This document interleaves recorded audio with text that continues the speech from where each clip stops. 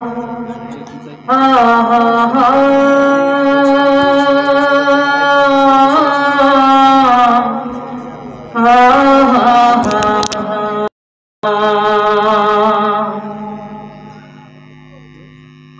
জানাজারে পড়েছিলাম দিয়েছি কত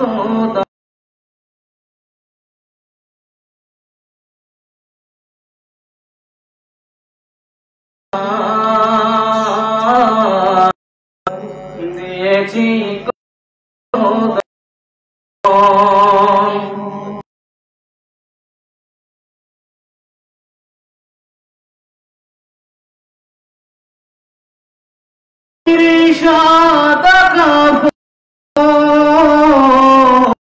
কত জানাজার পরে নামাজ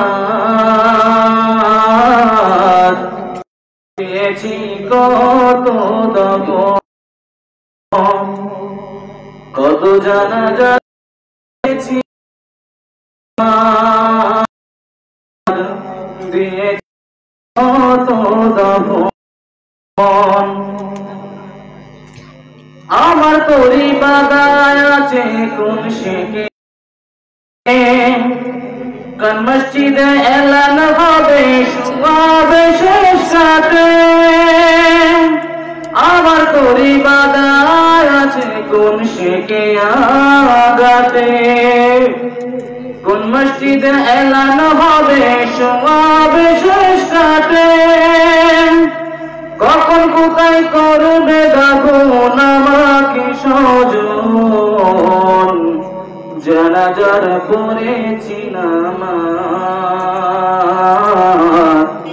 দিয়েছি কত দাফন কত জানাজার পড়েছি নামাজ দিয়েছি কত দাফন কোথায় যেন দুলছে বাঁশের জান কোন সে মাটি কোন কানে ডাকে রে বারবার কোন বাতাসে কোথায় যেন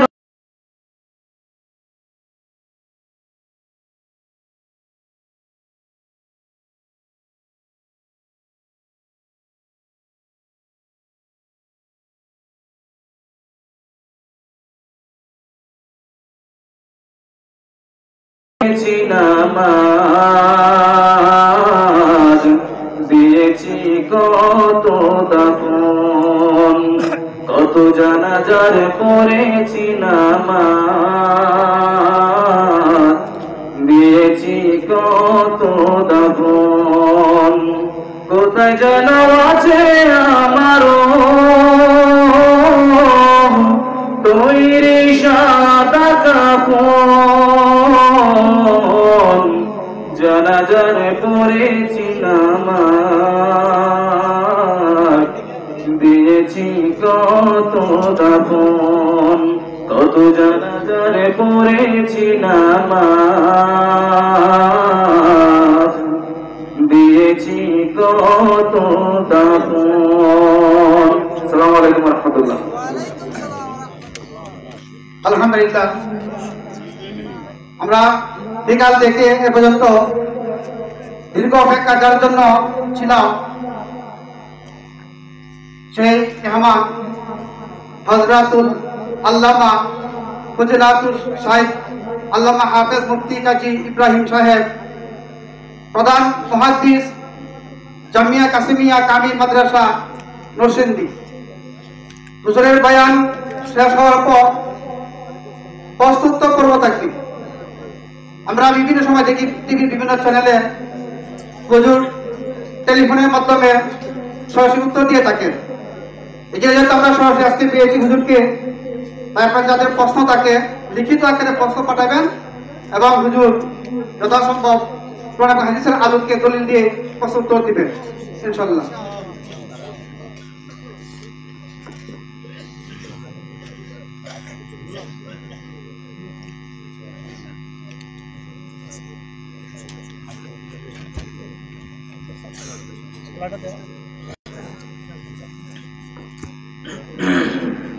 হুজুরকে মূল্যবান বয়ান পেশ করার জন্য অনুরোধ জানাচ্ছি।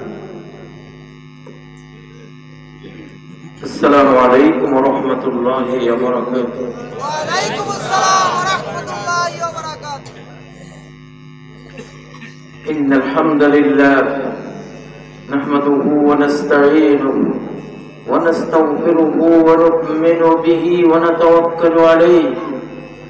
من يهد الله فلا مضل له ومن يضلل فلا هادي له. وأشهد أن لا إله إلا الله وحده لا شريك له. وأشهد أن محمدا أما بعد فإن خير الحديث كتاب الله وخير الهدي هدي محمد صلى الله عليه وسلم وشر الأمور محدثاتها وكل محدثة بدعة وكل بدعة ضلالة وكل ضلالة في النار. أعوذ بالله من الشيطان الرجيم. بسم الله الرحمن الرحيم. ألم تر كيف ضرب الله مثلا كلمة طيبة كشجرة طيبة أصلها ثابت وفرعها في السماء تؤتي أكلها كل حين بإذن ربها ويضرب الله الأمثال للناس لعلهم يتذكرون. وقال عز من قائل المال والبنون زينة الحياة الدنيا والباقيات الصالحات خير عند ربك ثوابا خير عند ربك ثوابا خير أملا. إن الله وملائكته يصلون على النبي يا أيها الذين آمنوا صلوا عليه وسلموا تسليما. اللهم صل على محمد وعلى آل محمد كما صليت على إبراهيم وعلى آل إبراهيم إنك حميد مجيد. اللهم بارك على محمد وعلى محمد كما باركت على إبراهيم وعلى آل إبراهيم إنك مجيد. বাসুরচর যুব সমাজের উদ্যোগে ইসলামী সম্মেলনের মহতারাম সভাপতি, সম্মানিত ওয়াইজিন কিরাম, প্রধান অতিথি, বিশেষ অতিথিবৃন্দ, আমার সম্মুখে সমবেত সম্মানিত বেরাদারানে ইসলাম, পর্দার অন্তরালের সম্মানিত মাদারানে ইসলাম, আল্লাহ তাবারাকা ওয়া তাআলার দিকে মুতাওয়াজ্জিহ হচ্ছি, তার দিকে হিজরত করছি, তার দিকে পলায়ন করছি, তার আশ্রয় গ্রহণ করছি, যিনি ভিন্ন, আমাদের কোনো পলায়নের জায়গা নেই, আশ্রয় নেয়ার স্থান নেই, যাবার জায়গা নেই।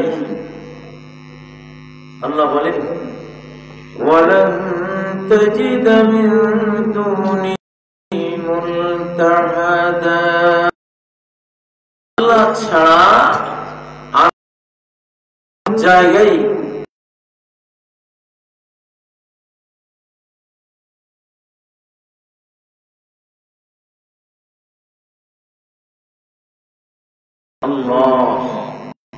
আল্লাহ ছাড়া কোন আশ্রয় দেওয়ার মতো কেউ আছে? কেউ। আল্লাহ বলেন ফাফিরু ইলাল্লাহ, কুল মাখলুকাত কে ছেড়ে পালিয়ে যাও আল্লাহর দিকে। কার দিকে পালাতে হবে? কার দিকে? আল্লাহর দিকে পালাতে হবে। ইচ্ছে করে যদি না পালান, মৃত্যু সময় জোর করে নিয়ে যাওয়া হবে। এর চেয়ে আগে ভাগেই আল্লাহর দিকে আমাদের পলায়ন করা উচিত। পুলিশে ধরে নেওয়ার আগে আসামি যদি গিয়ে হাজিরা দেয় তাহলে ভালো না? জোর করে ধরে নেবে কেন? বর্তমান যুগ, নবীজি যদি থাকতেন তাহলে আমরা হিজরত করে নবীজির কাছে যেতাম। কার কাছে? নবী সাল্লাল্লাহু আলাইহি সাল্লামের কাছে যেতাম। কিন্তু তিনি তো নাই। এখন হিজরত করে সবকিছু ত্যাগ করে কোথায় যাব? কার কাছে যাব? আল্লাহর কাছে যেতাম। এই জন্য নবীজি বলেন আল ইবাদাতু ফিল হারাজি কাহিজরাতিন ইলাই, খুনাখুনি, ফিতনা, ফাসাদ এইসবের সময় ইবাদতে নিজেকে নিয়োজিত করা আমার দিকে হিজরত করার মতো। নবীজির আমলে নবী সাল্লাল্লাহু আলাইহি সাল্লামের কাছে হিজরত করে যে বিশাল সওয়াব পাওয়া যেত, এই যুগে যদি কেউ ইবাদতে আত্মনিয়োগ করে, পাপাচার বর্জন করে আল্লাহর ইবাদতে মনোনিবেশ করে, সে নবীজির দিকে মদিনায় হিজরত করার যে সওয়াব, সে ওটা না করেই সেই সওয়াব লাভ করবে।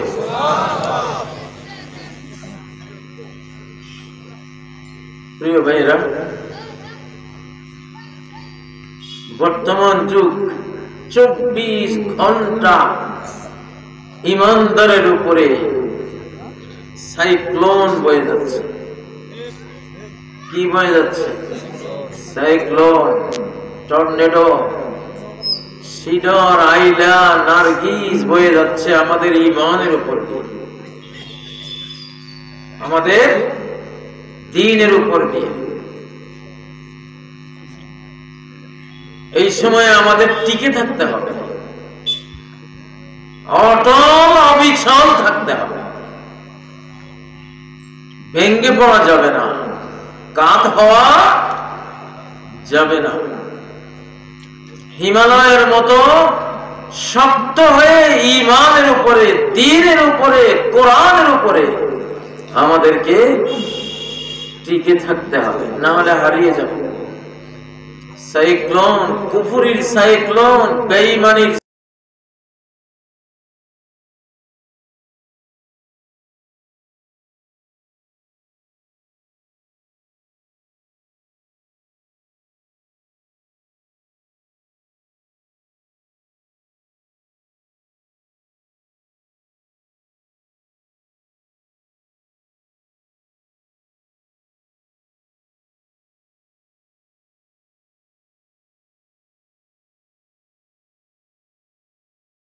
তুমি কি দেখনি? তুমি কি দেখনি? কাইফা, কিভাবে? আল্লাহ বর্ণনা করেছেন। দরাবাল্লাহ মানে কি? আল্লাহ বর্ণনা করেছেন। কোরআনের এক একটা শব্দের অনুবাদ মুখস্থ করতে পারা, জানতে পারা। এইভাবে যদি একটা ওয়ার্ডের অনুবাদ জেনে একটা আয়াতের অর্থ মানি আপনি জানতে পারেন, মসজিদে গিয়ে 100 রাকাত নফল পড়লে যেই পুরস্কার পাবেন তার চেয়ে বেশি পুরস্কৃত হবেন আল্লাহর কাছে। পৃথিবীতে সবচেয়ে বেশি অনুবাদ, অর্থ, ব্যাখ্যা পড়া যে বইটির সবচেয়ে বেশি দরকার, সে বইয়ের নাম কি? কোরআন। সে বইয়ের নাম কি? কোরআনের অনুবাদ পড়েছেন? একটু হাত তুলে দেখেন তো। কিছু কিছু পড়েছে। মক্তবে ভুলটা হয়েছে।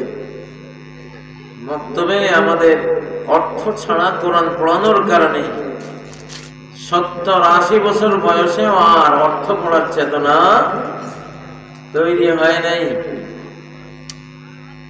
আমাদের বাংলাদেশে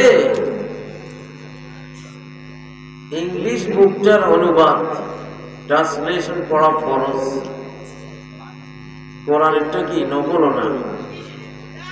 দিস ইজ এ ডগ, ইয়া একটি কুত্তা, এইটা পড়া ফরজ অর্থ সহ। দিস মানে কি, ইজ মানে কি, এ মানে কি, ডগ মানে কি, স্যার যদি অর্থগুলি ভেঙ্গে ভেঙ্গে স্টুডেন্টকে না পড়ায় স্যারের চাকরি চলে যাবে, ঠিক না? ছোট্ট একটা ইংলিশ বুক যদি অর্থ ছাড়া, ট্রান্সলেশন ছাড়া গোটা বইটা শেষ করে দেয়,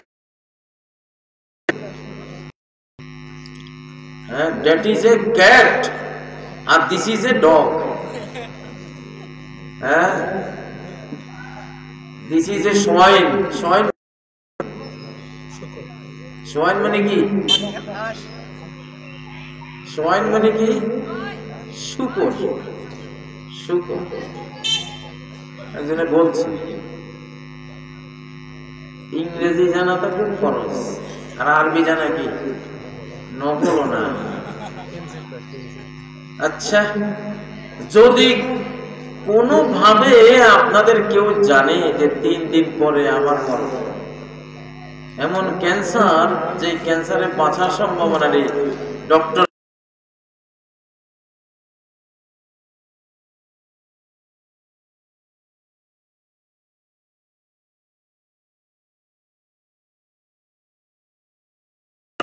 অবশ্যই কোরআন পড়তে সহজ হবে যে বইটা পড়লে, বা অন্তত আম পারা অথবা 2-4-10টা সূরা জানার ব্যবস্থা করবেন নাকি?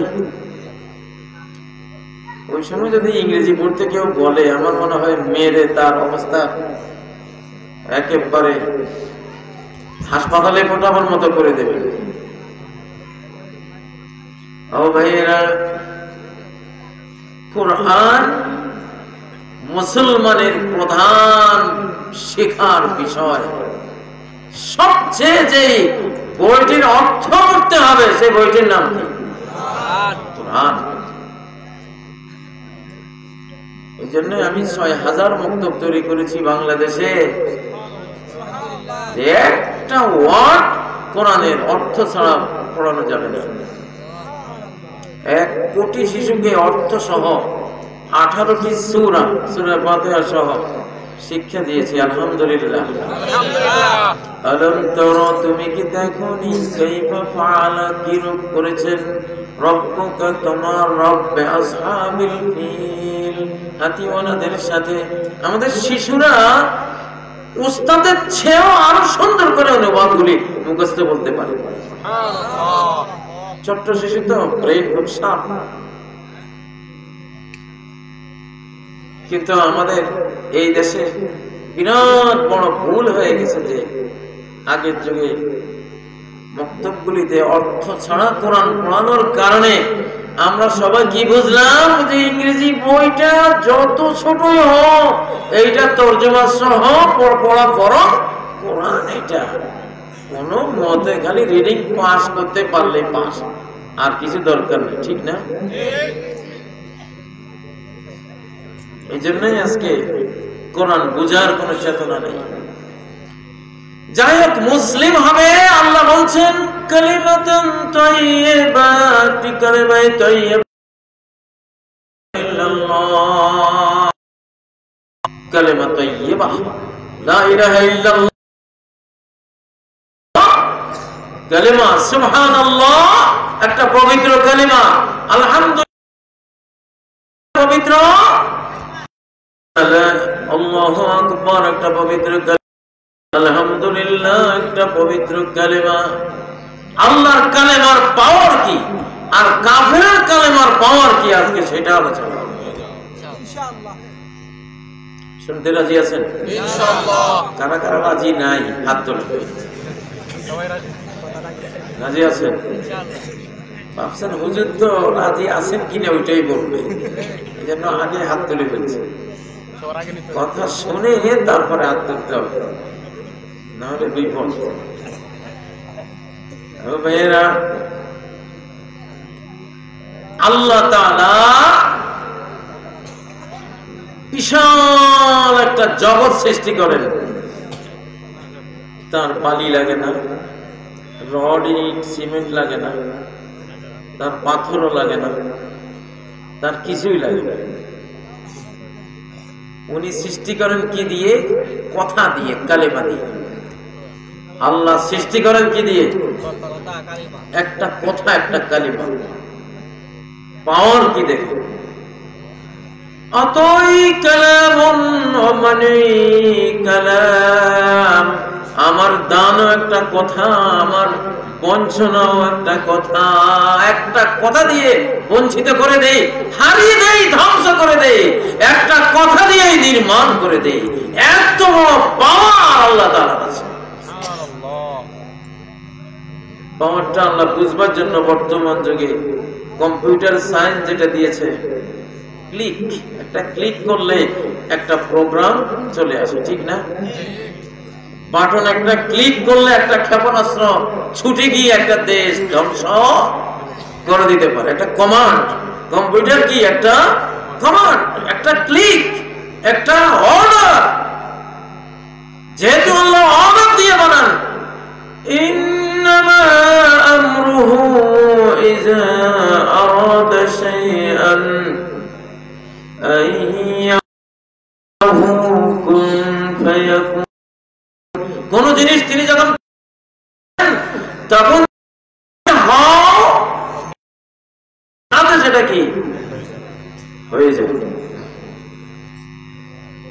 আমরা বিল্ডিং একটা বানাতে রড আনো রে, সিমেন্ট আনো রে, ইট কোথায় আনো, ঠিক না? বালি এত ট্রাক, মিস্ত্রি, আর্কিটেক্ট, এইটা সেটা কত আয়োজন করা লাগে। আল্লাহ যে বিশাল আকাশ বিল্ডিং বানিয়ে রেখেছেন। আগের যুগে বিজ্ঞানীরা মনে করতো আকাশটা শূন্য, মহাশূন্য, স্পেস স্পেস। কোরআন 1450 বছর আগে থেকে বলছে এই মহাবিশ্বের শূন্য বলতে কিছু নেই, সব বিল্ডিং নির্মাণ। কিছু চোখে দেখা যায়, কিছু চোখে দেখা যায় না। আকাশকে তিনি ফেদান স্পেস বানান নাই, বিল্ডিং। আকাশ কি একটা বিল্ডিং। রাতের বেলায় দেখবেন উল্কা পড়ে না, লক্ষ লক্ষ কিলোমিটার গতিতে উল্কা নেমে আসে, কিছুর পরে আর নাই, বুঝেন না? কারণ যে সূক্ষ্ম সূক্ষ্ম কণা দিয়ে এই মাথার উপরের আকাশটা, ওই কোটি কোটি কণার ভিতর দিয়ে উল্কাটা আসার সময় কণার ঘর্ষণে উল্কাটা ক্ষয় হয়ে মাঝপথে শেষ হয়ে যায়। যদি ওই কণাগুলি না থাকতো আমাদের মাথার উপরে এসে,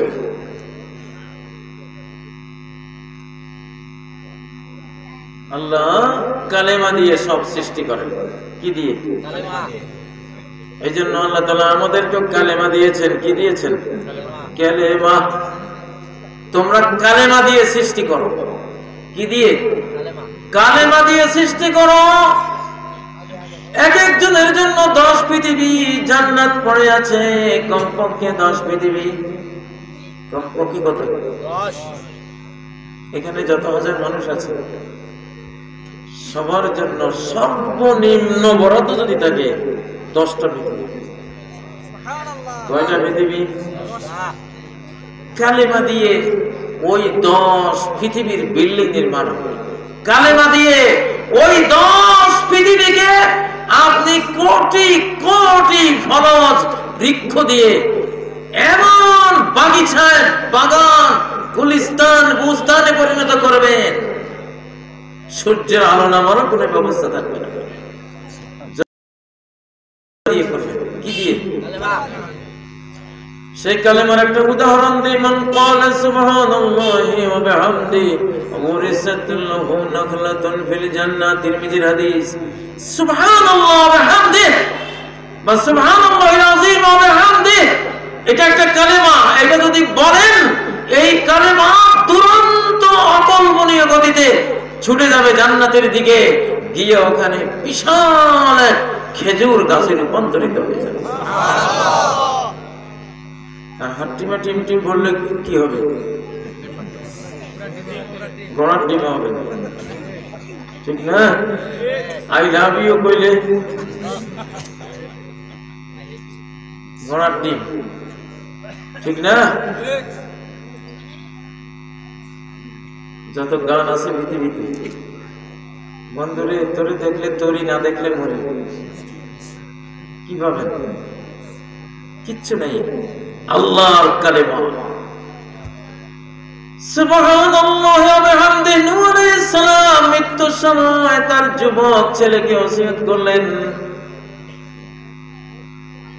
ও যুবক, ও আমার ছেলে, লা ইলাহা ইল্লাল্লাহ, লা ইলাহা ইল্লাল্লাহ ওসিয়ত করছি তোমাকে, এই কালেমা আঁকড়ে ধরো।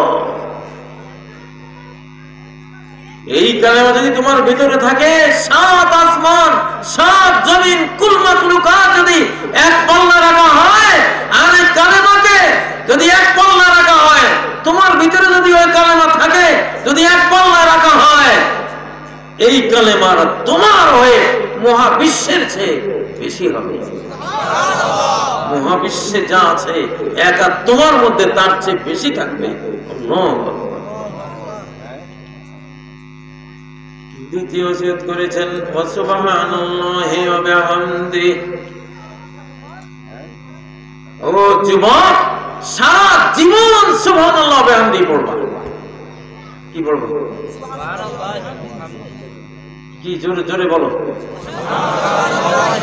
আরো জোরে, আরো জোরে, হয় নাই, আরো জোরে, মনে থাকবে। সুবহানাল্লাহ ওয়া বিহামদিহি যদি কেউ 100 বার বলে, মান ইউসবিহু ওয়া ইউমসি, সকালে অথবা বিকেলে যদি সে 100 বার বলে সুবহানাল্লাহ ওয়া বিহামদিহি, সুবহানাল্লাহ ওয়া বিহামদিহি, সুবহানাল্লাহ ওয়া বিহামদিহি, তাহলে একটা সোনার পাহাড়, স্বর্ণের পাহাড় আল্লাহর রাস্তায় ব্যয় করে দিলে যা পাবে, তার চেয়ে বেশি তুমি পাবে। আরেকটা হাদিসে রয়েছে, লাম ইয়াতি আহাদুন ইয়াউমাল কিয়ামা বিআফদাল মিম্মা জাবিহি। এই সুবহানাল্লাহ ওয়া বিহামদিহি যদি সকালে বিকালে 100 কেউ বলে, কিয়ামতের ময়দানে তার চেয়ে উত্তম কোন আমল নিয়ে আর কেউ উঠবে না।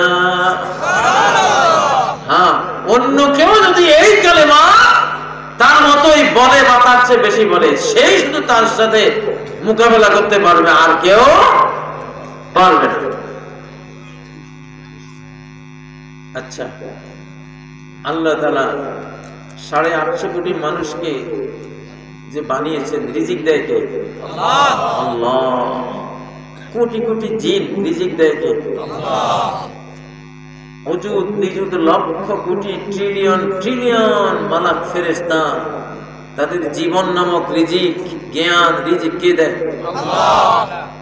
সূর্য 1 সেকেন্ডে যে এনার্জি লাগে, সারা পৃথিবী আরো কয়েকশো কোটি বছর থাকলেও এত এনার্জি লাগবে না। রিজিক কে দেয়? আল্লাহ। এক একটা ছায়াপথে আকাশের এক একটা অঞ্চলে 10,000 কোটি 30,000 কোটি চন্দ্র সূর্য আছে। এদেরকে বাঁচায় কে? কেন বাঁচায়? কেন রিজিক দেয়? কি কারণটা যে কারণে আল্লাহ তাআলা মানুষকে রিজিক দেন, জিনকে রিজিক দেন, কুল মাখলুকাতকে রিজিক দেন?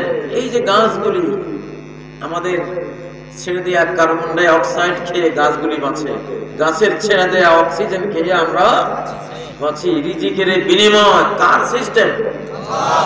কেন এটা করেছে? হযরত নূহ আলাইহিস সালাম বলেন সহিহ হাদিস, ওয়া সুবহানাল্লাহি ওয়া বিহামদিহি ফাইন্নাহা সালাতু কুল্লি শাইইন ওয়া বিহা ইয়ারযুকুল্লাহুল খালক। সুবহানাল্লাহি ওয়া বিহামদিহি, এই কালেমার কারণে আল্লাহ কুল মাখলুকাতকে রিজিক দেন। কিসের কারণে? সুবহানাল্লাহি ওয়া বিহামদিহি। এই কথা সারা সৃষ্টি জগৎ জপে, এই কারণে আল্লাহ সৃষ্টি জগৎকে রিজিক দেন, না হলে রিজিক দিতেন না। সূরা বনী ইসরাঈল আয়াত নম্বর 44, আল্লাহ কি বলেন শুনুন, ওয়াইম মিন শাইইন ইল্লা ইউসাব্বিহু বিহামদিহি।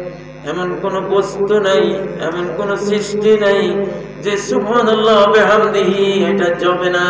সবাই জপে। ধনী হতে চান? কারা কারা? সবাই। লিল্লাহি তাকবীর, লিল্লাহি তাকবীর। ডেইলি হাজার হাজার বার সুবহানাল্লাহ ওয়া বিহামদিহি, সুবহানাল্লাহ ওয়া বিহামদিহি, সুবহানাল্লাহ ওয়া বিহামদিহি জপতে থাকো, দেখবা আল্লাহ ধনী বানাই দেবে। কারণ ধন রিজিক আসেই এই সুবহানাল্লাহি ওয়া বিহামদিহির কারণে। এই হাদিসটা সহিহ হাদিস, নাসিরউদ্দিন আলবানী তার সহিহ হাদিস সিরিজের মধ্যে বর্ণনা করেছেন, সনদ সহিহ। অর্থাৎ নূহ আলাইহিস সালাম বলে গেছেন, এই সায়েন্স, এই বিজ্ঞান উনি বলে গেছেন যে জানো একটা গাছ সুবহানাল্লাহ ওয়া বিহামদিহি জপে। সালাতু কুল্লি শাই, কুল মাখলুকাতের নামাজ হলো এই সুবহানাল্লাহ ওয়া বিহামদিহি। এটা সবাই বলে, এইজন্য সবাই রিজিক পায়। সুবহানাল্লাহ। তাহলে যে যত বেশি তাসবিহ জপবে তাকে আল্লাহ তাআলা রিজিক তত বেশি দেবে। এটা রিজিকের কালেমা। কিসের কালেমা? রিজিকের। আজকে বিলিয়ন ডলারের একটা তথ্য দিয়ে গেলাম। কুল মাখলুকাতের রিজিকের কারণে হলো এই তাসবিহ, এই প্রশংসা। সুবহানাল্লাহি ওয়া বিহামদিহি কথাটা বুঝেন? একজন দানবীর, দয়ালু, 100 কোটি টাকার মালিক, তার দরজায় যদি এসে ফকির হাত দেয়, বাবারে এই বংশের খাই আছি সারা জীবন, আমার বাপ দাদাও খাইছে, কে আছো বাবা এই বংশের, এই উদার দানবীর বংশের? বাবারে ফকির আসছে, কোনদিন এই দরবার থেকে ফেরত যায় নাই, এই বাড়ি থেকে ফেরত যায় নাই, প্রশংসা করে। আর লোকটা 100 কোটি টাকার মালিক, কি বলে ফেরত দেবে? আল্লাহর একটা মাখলুক যদি এমন হয়, আল্লাহ কেমন? সুবহানাল্লাহ, সুবহানাল্লাহ ওয়া বিহামদিহি মুখস্থ করেন, পড়েন মুখস্থ। সুবহানাল্লাহ ওয়া বিহামদিহি, সুবহানাল্লাহ ওয়া বিহামদিহি। আল্লাহু আকবার। মা বন্ধুকে শিখিয়ে দিবেন, হাতে করবে হাতের কাম, মুখে নেবে আল্লাহর নাম। মুখের তো কোনো কাজ নেই। মুখ দিয়ে কেউ রিক্সা চালায়, ট্রাক চালায়, মুখ দিয়ে ক্ষেত নিয়ে, মুখ দিয়ে হাল চাষ করে। তো জিহ্বার মুখটার কাজ কি? আল্লাহর নাম কি? ইসলামের সবচেয়ে বড় ইবাদত হলো জিকিরুল্লাহ, আল্লাহ জিকির। সালাত ফরজ করা হয়েছে আল্লাহ জিকিরের জন্য। আকিমিস সালাতা লিযিকরি, সালাত কায়েম করো। উদ্দেশ্য কি? আমার জিকির। সালাতের চেয়ে বড় ইবাদত আছে পৃথিবীতে? সবচেয়ে বড় ইবাদতের নাম কি? সালাত। সবচেয়ে বড় ইবাদতের নাম কি? সালাত। সেই সালাতটার উদ্দেশ্য কি আল্লাহ নিজে বলছেন, আকিমিস সালাত, সালাত কায়েম করো। উদ্দেশ্য কি? লিযিকরি, আমার জিকির করার জন্য। আল্লাহু আকবার, এটা কি? জিকির। এটা কি? তারপরে সানা সুবহানাকাল্লাহু ওয়া বিহামদিহি, সানা সুবহানা, এটা কি? জিকির। আউযু বিল্লাহি মিনাশ শাইতানির রাজিম, এটা কি? জিকির। বিসমিল্লাহির রহমানির রহিম, এটা কি? জিকির। আলহামদুলিল্লাহি রাব্বিল আলামিন, পুরা সূরা, এটা কি? জিকির। তারপরে আরেক সূরা মিলাইলাম, সেটা কি? জিকির। তারপরে আল্লাহু আকবার বলে রুকুতে গেলাম, যা আছে সবটাই কি?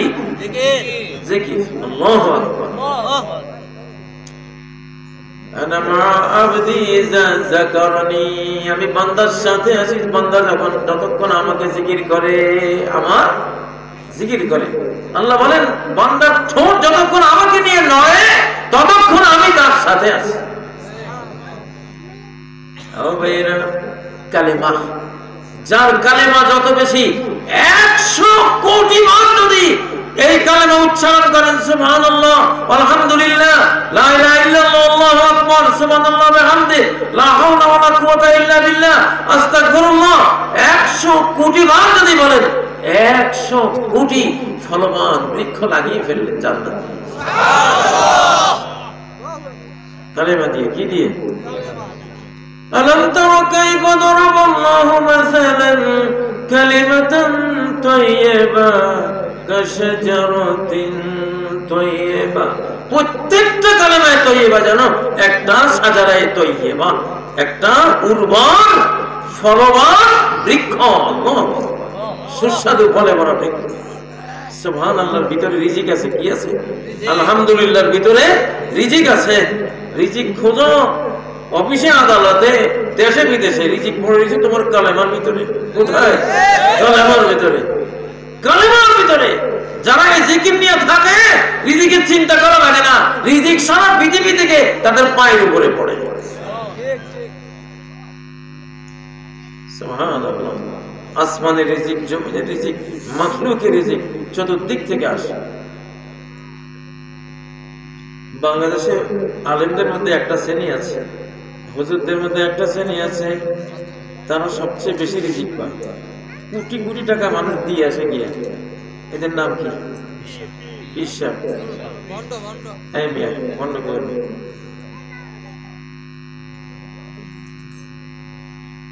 পীরেরা না হইলে হয়তো এখনো নমশুভ্র থাকতাম, কশ্যপ থাকতাম, পরিজন থাকতাম, এখনো কুকুর পূজা করতাম, শিবলিঙ্গ পূজা করতাম। শাহজালাল রহমতুল্লাহ আলাই, শাহ পরান রহমতুল্লাহ আলাই, খান জাহান রহমতুল্লাহ আলাই, গরিব নেওয়াজ রহমতুল্লাহ আলাই, এই আধ্যাত্মিক শাহ মকদুম রহমতুল্লাহ আলাই, ওনারা না থাকলে কি যে থাকতাম এখনো আল্লাহ ছাড়া কেউ জানে না। পীর মানে খারাপ না, হ্যাঁ কিছু জিনিস ভুল থাকে, কিছু ভুল থাকে, আমাদের মধ্যেও আছে, থাকতেই পারে নাকি। পীর সাহেবদের একটা জিনিস খুবই ভালো লাগে আমার, ওনারা জিকিরের কথা ওনারা যত গুরুত্ব দিয়ে বলে আর কেউ এত গুরুত্ব দিয়ে বলে না। সূরা আল আহজাবে 35 নম্বর আয়াতে আল্লাহ তাআলা ইন্নাল মুসলিমিনা ওয়াল মুসলিমাত ওয়াল মুমিনিনা ওয়াল মুমিনাত কতগুলি ইবাদতের কথা বলছেন।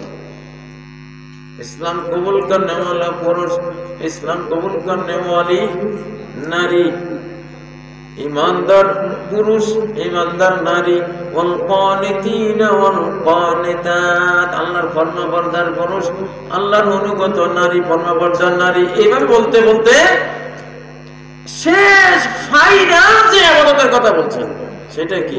ওয়াযাকিরিনাল্লাহ কাসীরা ওয়াযাকিরাত, যারা আল্লাহকে প্রচুর ডাকে, জপে, জিকির করে এরা। আল্লাহু আকবার।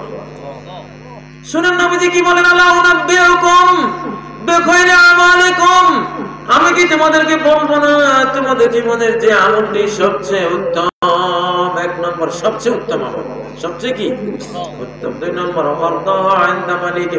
তোমাদের মালিকের কাছে সবচেয়ে বেশি প্রিয় আমল, সবচেয়ে বেশি প্রিয় আমল। 3 নম্বর তোমাদের প্রমোশনের জন্য সবচেয়ে বড় উপকরণ, সবচেয়ে মানোন্নয়নের উসিলা হবে যে ইবাদতটি, সে ইবাদত স্বর্ণরূপ আল্লাহর পথে ব্যয় করাচ্ছে, সে আমলটি উত্তম। 5 নম্বর যুদ্ধের ময়দানে দুশমনের মুখোমুখি হওয়ার চেয়ে উত্তম, যে দুশমনদেরকে তোমরা গর্দান উড়াবে, দুশমন যুদ্ধের ময়দানে তোমাদের গর্দান উড়াবে, ওই জিহাদের চেয়ে ওই আমলটি উত্তম।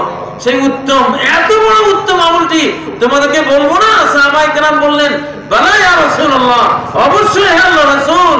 বলেন, তিনি কি বললেন? জিকরুল্লাহ। এত বড় ফজিলতওয়ালা আমলটা, এটার নাম কি? জিকরুল্লাহ। বিশ্বাসের মধ্যে অনেক বেদাত আছে, অনেক শিরিক টিরিকও ঢুকে গেছে, এটা জানে, কিন্তু তারা যে জিকিরের কথা বলেন এটা শতভাগ সত্য। হ্যাঁ, জিকির নামে কিছু কাটছাট হয়ে গেছে, জিকির তারা অনেক সময় ভুলভ্রান্তি করে, কিন্তু মূল চেতনাটা কি আছে? ঠিক আছে, জিকির।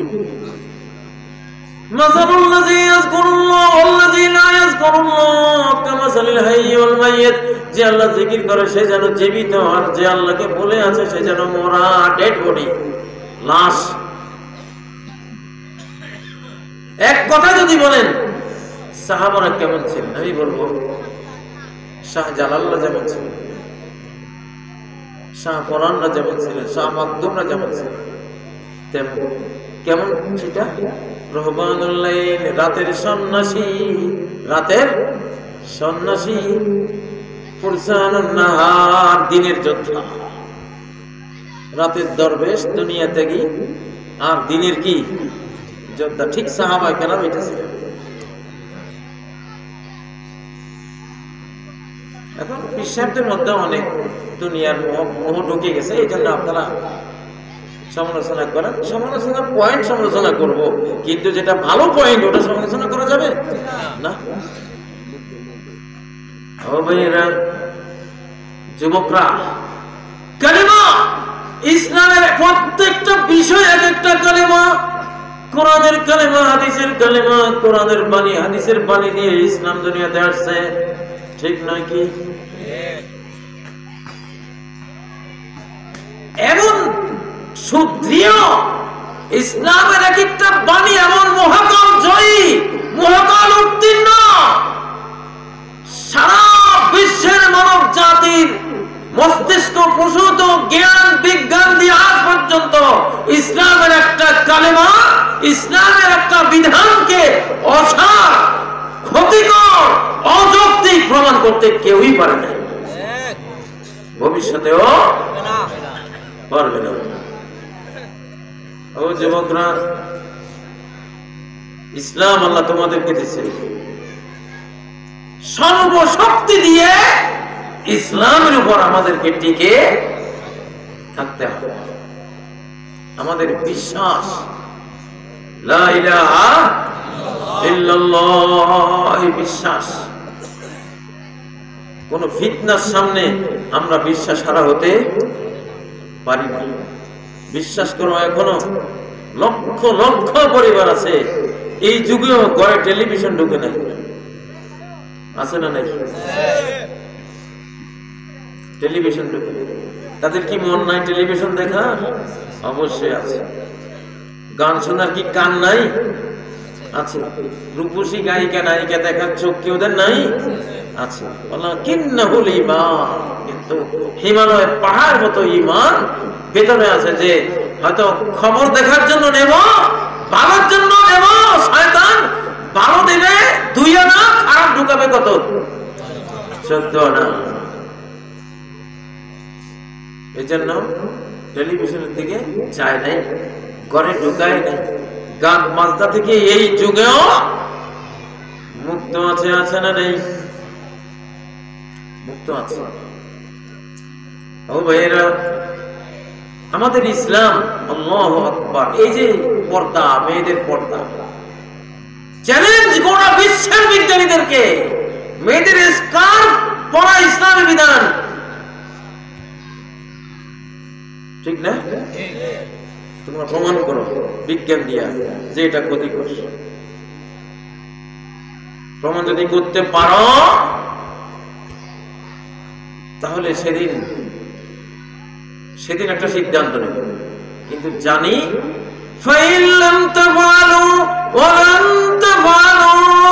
যদি অতীতে না পেরে থাকো, শোনো, ভবিষ্যতেও কখনো পারবে না, কোনো দিনও পারবে না। পারবে পারবে না।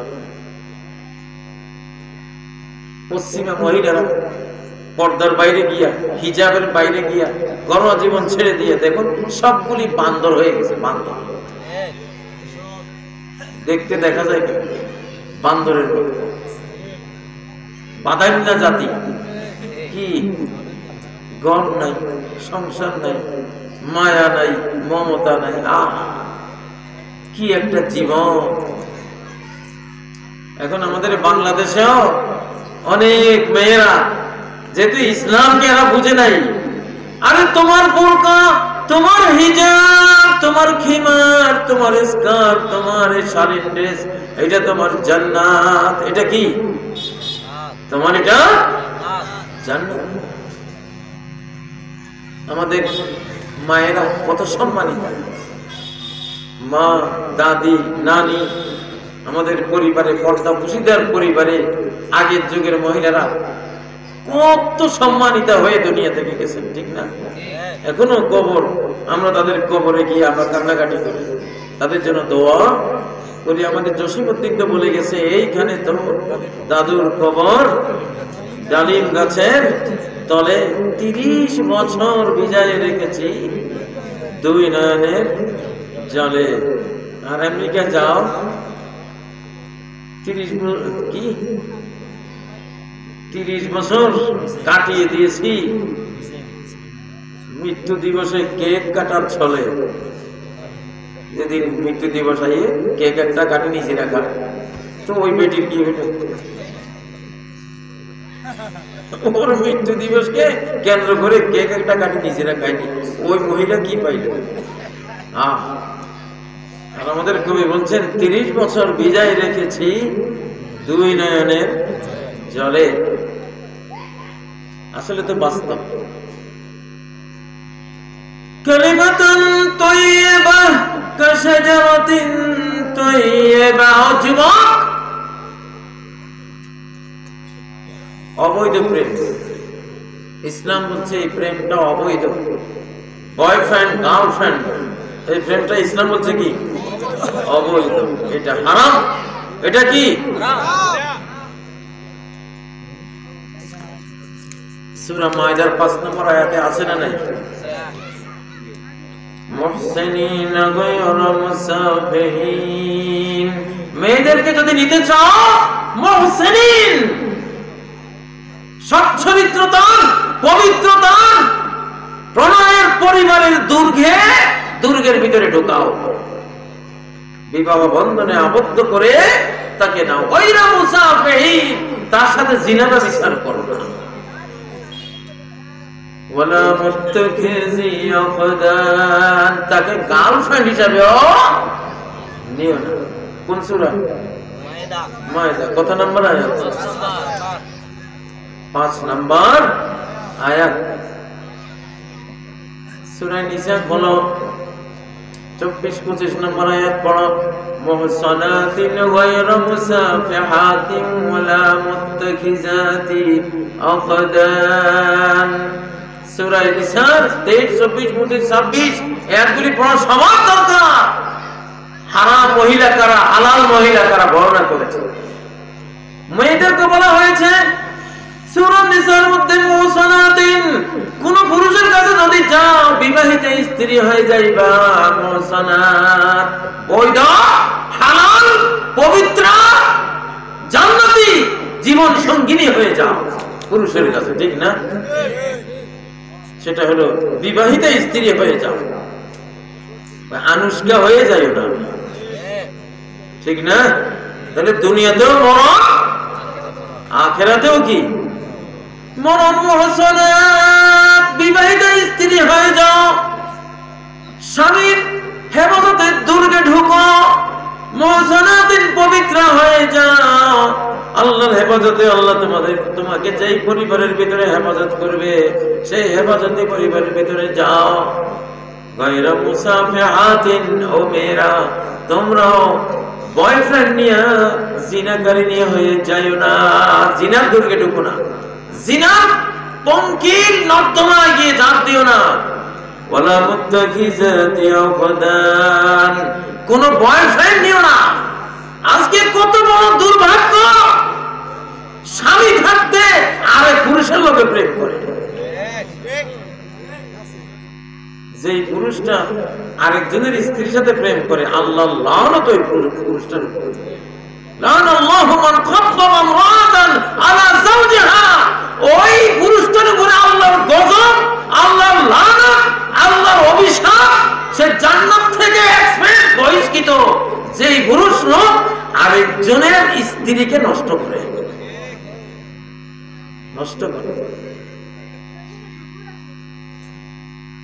অবিবাহিতা 10টা মেয়ে যদি কেউ নষ্ট করে, সেই 10টা মহাপাপ কবিরা গুনাহ করবে। সেই 10টা মহাপাপের চেয়েও বড় মহাপাপ একটা বিবাহিতা স্ত্রীকে যদি, আরেকজনের বিবাহিত স্ত্রীকে যদি কেউ নষ্ট করে। কারণ ওটা মুসলমানের হক, আরেক মুসলিম ভাইয়ের হক, অধিকার সে নষ্ট করলো, ধ্বংস করলো, তার পরিবার ধ্বংস করলো, তার 14 গোষ্ঠীর মধ্যে নাপাক ঢুকাই দিল, অপবিত্রতা ঢুকাই দিল। তার লোক আল্লাহ বলেন, আমি যখন রাগান্বিত হই লানত করি, আর আমার লানত বংশের 7 গোষ্ঠী পর্যন্ত চলে যাবে।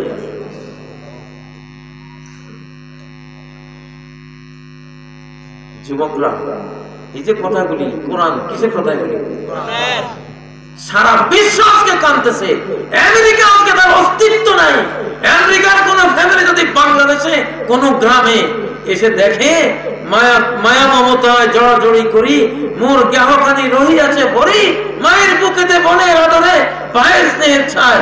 আমেরিকার জো বাইডেনও যদি বাংলার জমিনে এসে পারিবারিক মায়া মমতা চোখে দেখে, সে বলবে আমি আর যাবো না, আমি এখানে থাকবো। কত পরিবার খ্রিস্টান, ইহুদি, মুসলমান হচ্ছে শুধু আমাদের পারিবারিক প্রণয়, বন্ধন, মায়া মমতা দেখে। এগুলি নাই ওদের সমাজে, কপাল পোড়া, ধ্বংস হয়ে গেছে। এই জন্য তারা এখন পারিবারিক মায়া মমতা খুঁজে বেড়ায়। আর তোমরা লাভ গুরু হইতেছ, লাভ খোঁজ, বরবাদ হয়ে যাইবা। শেষ বুড়াকালে আমি কার খালো কেউ নাই, বুঝে না? কালিমা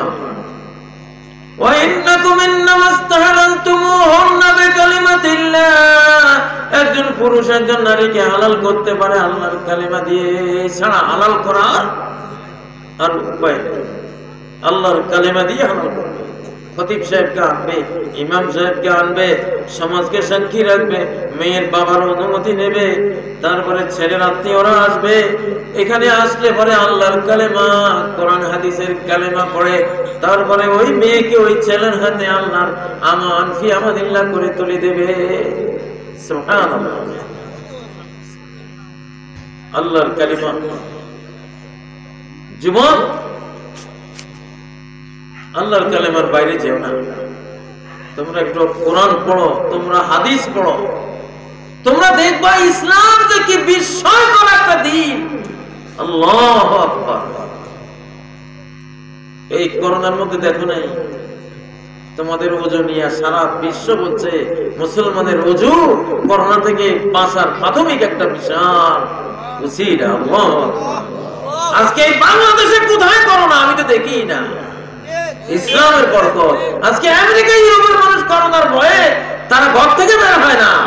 আর আমরা মাহফিলে যেইভাবে গাদাগাদি করে আজ থেকে 10 বছর আগে বলছি, এখনো সেইভাবে আমার এক একজন বক্তার সাথে কিভাবে মুসাফা করে সব শ্রোতারা মুসাফা করতে করতে হাত ব্যথা হয়ে যায়। আলহামদুলিল্লাহ। না আমরা করোনার ভয় পাই না, তোমরা ভয় পাও।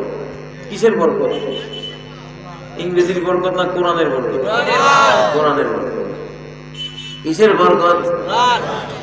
কুল হুয়া লিল্লাযীনা আমানু হুদাও ওয়া শিফাআ। বলো এই কোরআন মুমিনদের জন্য হেদায়েত আবার শিফা, রোগ নিরাময়, করোনা নিরাময় কোরআনে আছে না নাই? ওয়া ইয়াশফি সুদুর কওমিন মুমিনিন।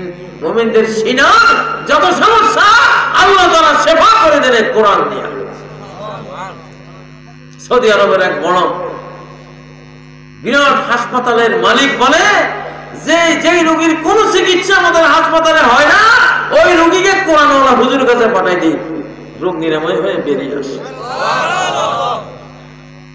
আমার হাসপাতালে কত মন্ত্রী, কত এমপি, কত বড় বড় আমির, ওমরা, শিল্পপতি সবাই দেখি, কিন্তু একটা শ্রেণী যারা জেনুইন ট্রু কোরআনওয়ালা কখনো দেখি না হাসপাতালে আসতে। তাদের হাসপাতাল হলো এই কোরআন, ঠিক না?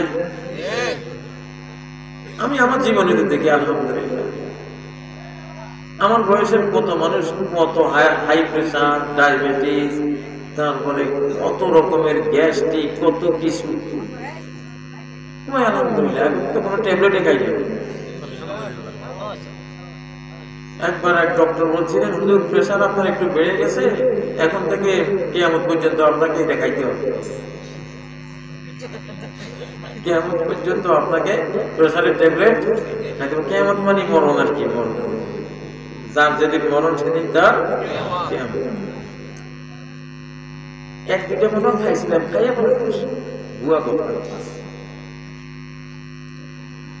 পরে দেখি কিছুই নেই, প্রেশারও নাই, আলহামদুলিল্লাহ কিছুই তো নাই। ওই নোয়াখালীতে গিয়ে নারিকেল এনে তেল বানাইলাম, তেল বানাইয়া কয়দিন খালি পেটে খাইছে। নারিকেল তেল হলো, নারিকেল হলো সর্ব রোগের ঔষধ। ডাব, নারিকেল সকল রোগের ঔষধ মাথার উপরে আল্লাহ দিয়ে দিয়েছেন। বাংলাদেশের খেজুর সকল রোগের ঔষধ। পৃথিবীতে নারিকেল তেলের মতো আরেকটা তেল নাই মানব দেহের হরমোনগত ভারসাম্য রক্ষা, ব্যালেন্স করতে পারে এইরকম আরেকটা তেল পৃথিবীতে নাই, যেটা নারিকেল তেলের মধ্যে যে গুণটা আছে।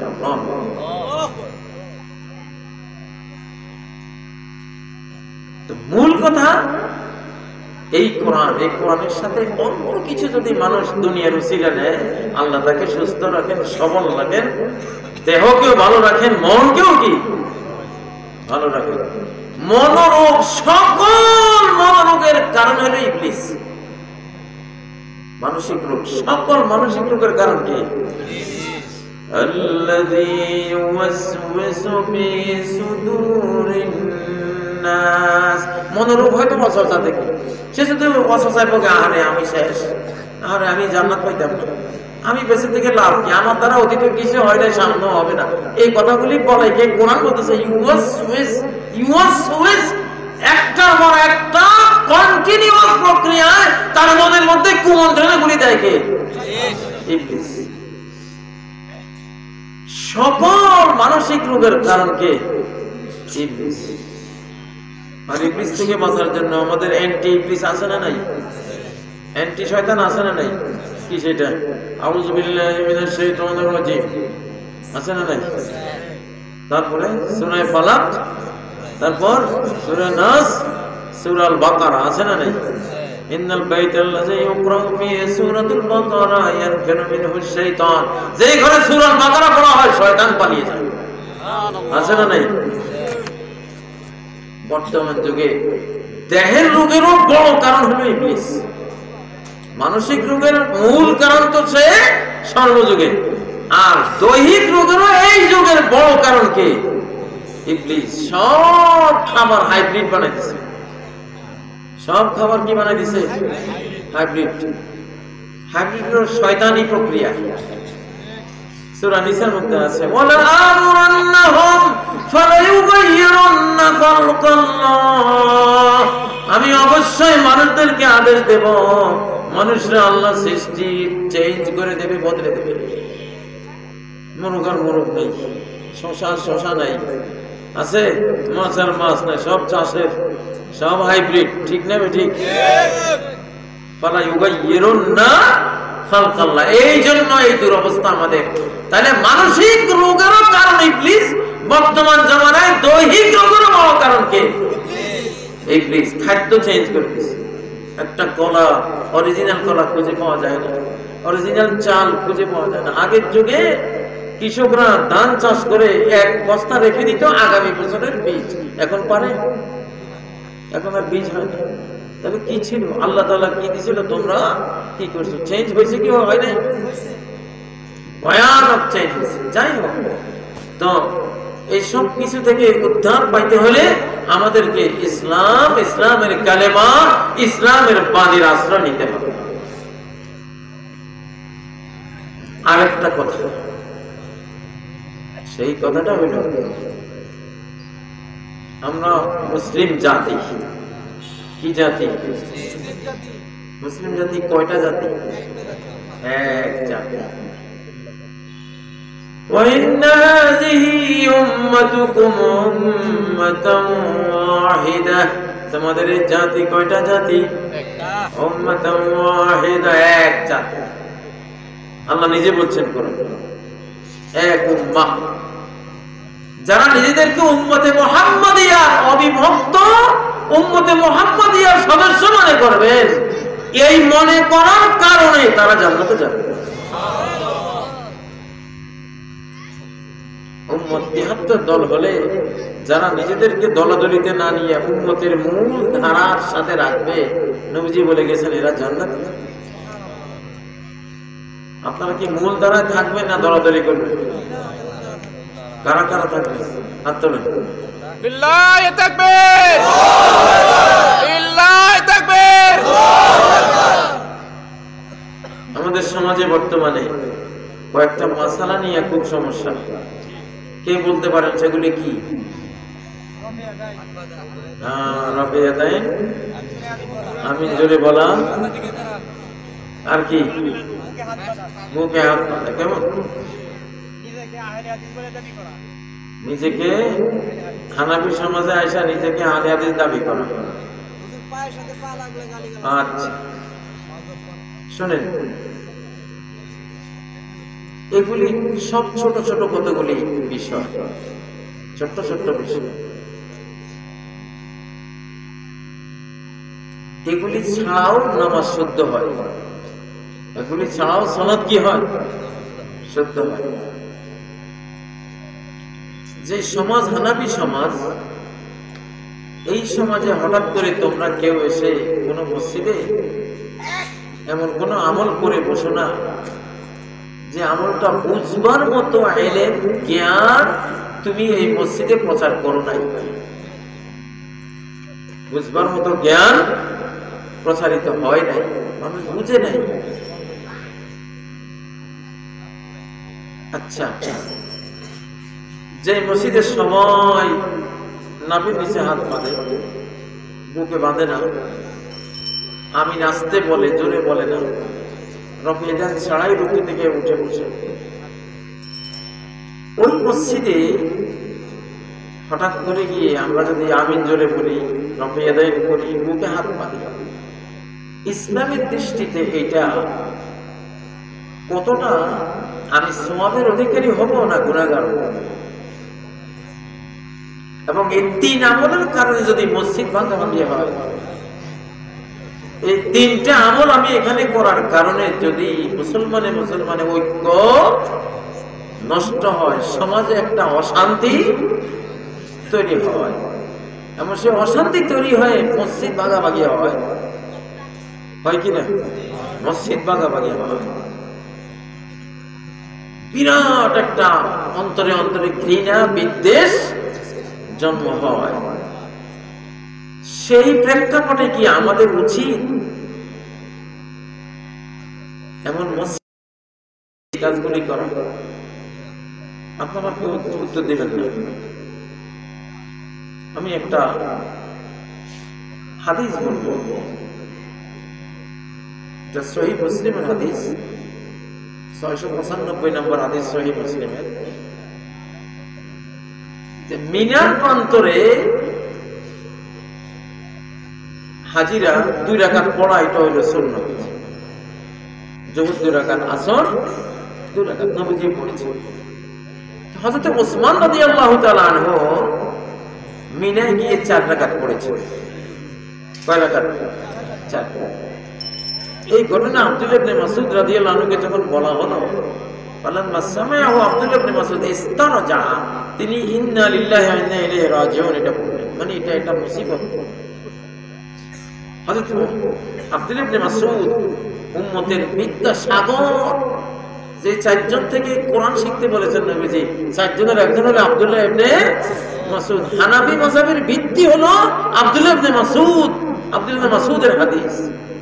আল ফিকহু জারহ ইবনে মাসউদ, ফিকহ হানাফি হলো হযরত আব্দুল্লাহ ইবনে মাসউদের খেত। আল্লাহু আকবার, উনার লাগানো প্রশংসা। সেই আব্দুল্লাহ ইবনে মাসউদ যখন শুনলেন হযরত ওসমান 4 রাকাত পড়েছেন 2 রাকাত বাদ দিয়ে, তখন তিনি ইন্না লিল্লাহি ওয়া ইন্না ইলাইহি রাজিউন পড়লেন। তারপরে কি বললেন? রাসূলুল্লাহ সাল্লাল্লাহু আলাইহি সাল্লাম বিমিনা রাকাতাইন, আমি নবীজির সাথে মিনায় যোহর 2 রাকাত, আসর 2 রাকাত পড়েছি। ওয়া মা আবি বকর সিদ্দিক রাদিয়াল্লাহু তাআলা আনহু বিমিনা রাকাতাইন, আবু বকর সিদ্দিকের সাথে মিনায় আমি 2 রাকাত পড়েছি। ও সাল্লাইতু মা ওমর ইবনে খাত্তাব বিমিনা রাকাতাইন, ওমর ইবনে খাত্তাবের সাথে আমি মিনার প্রান্তরে 2 রাকাত পড়েছি, 4 রাকাত পড়িনি। ফালাই জাহজি মিন 4 রাকাতিন রাকাতান মুতাকাব্বালাতান, ওসমানের 4 রাকাত না পড়ে যদি মাকবুল 2 রাকাত পড়তে পারতাম আজও নবীজির মতো, আবু বকরের মতো, ওমরের মতো, কতই না ভালো হতো। কে বললেন? আচ্ছা, তাহলে তিনি 4 রাকাতের বিরুদ্ধে গেলেন, 4 রাকাতের বিরুদ্ধে গেলেন। তিনি 2 রাকাতের পক্ষে কথা বললেন, ঠিক না? কিন্তু উসমান যখন মিনায় 4 রাকাত পড়তেছিলেন, হযরত ইবনে মাসউদ তার পিছনে ইক্তেদা করে 4 রাকাতে পড়েছেন। কয় রাকাত? তিনি বক্তৃতা করলেন 4 রাকাতের বিরুদ্ধে, কিন্তু পড়ার বেলায় বললেন কয় রাকাত? 4 রাকাত। আবু দাউদের হাদিস, কিনা ইবনে মাসউদকে বলা হলো এবতা আলা উসমান 4 রাকাতিন, উসমানের আপনি বিরুদ্ধে কথা বললেন 4 রাকাত পড়ার কারণে। সুম্মা সাল্লাইতা 4, 4 রাকাতের বিরুদ্ধে কইয়া 4 রাকাত পড়লেন কেন? শুনে রাখেন, উম্মতের কত বড় বিদ্বান, মহাজ্ঞানী আব্দুল্লাহ ইবনে মাসউদ, বিদ্যা সাগর আব্দুল্লাহ ইবনে মাসউদ রাদিয়াল্লাহু আনহু। উনি কি বললেন? আল খেলাফ শাররুন, মতবিরোধ এটা বড় খারাপ জিনিস। এখন যদি ওসমান 4 রাকাত পড়ে, আমি 2 রাকাত পড়ি, একটা মতবিরোধ তৈরি হয় কিনা? উম্মতের মধ্যে একটা বিরাট ফিতনা ফাসাদ তৈরি হবে। এই জন্য আমি জানি যে 2 রাকাতে হক, 2 রাকাতে পড়া উচিত, তারপরেও ওসমানের সাথে আমি খেলাফ ইখতিলাফ মতানৈক্য করি নাই, করলে একটা ভাঙ্গন তৈরি হবে। সুবহানাল্লাহ। এই হাদিসটা আবু দাউদের সহিহ মুসলিমে তো পড়া দিলাম, 695 নম্বর হাদিস, খুলে দেখে নিন। তিনি যেখানে 2 রাকাত পড়া হক, সেখানে 4 রাকাত পড়লেন, যাতে মুসলমানদের মধ্যে একটা মতবিরোধ, মতানৈক্য, ঝগড়াঝাটি তৈরি না হয়। আমাদের কি উচিত না? একটা মসজিদে আমি জানি এখানে আমি যদি এই আমলগুলি করি, ছোট ছোট আমল, এটা করতে গেলেই মসজিদে একটা বিরাট ঝগড়াঝাটি, আল খেলাফ শাররুন, একটা অনিষ্টের পরিবেশ তৈরি।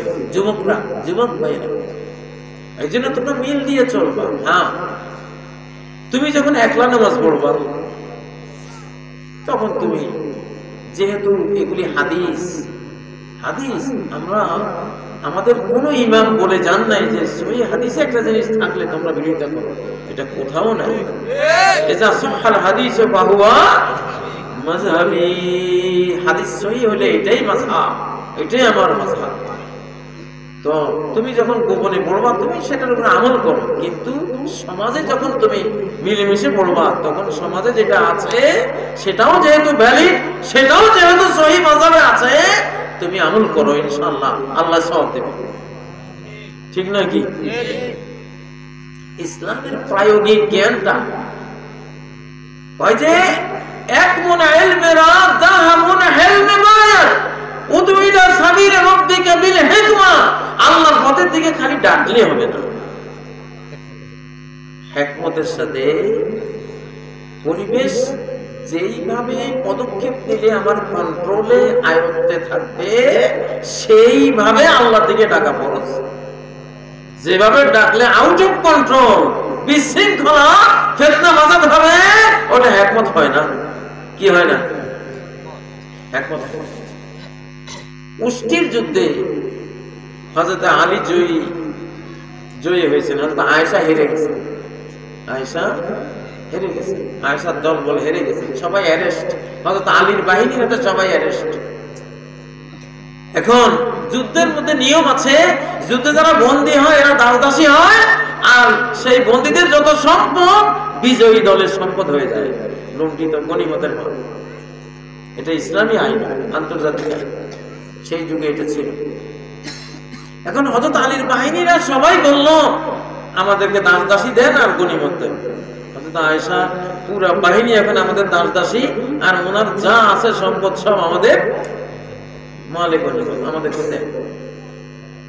হযরত আলী দেখলেন যে জটিল কথা, যদি আমি এখন না করি সাথে সাথে আমার সেনাবাহিনীর মধ্যে বিদ্রোহ হইয়া সর্বনাশ হয়ে যাবে।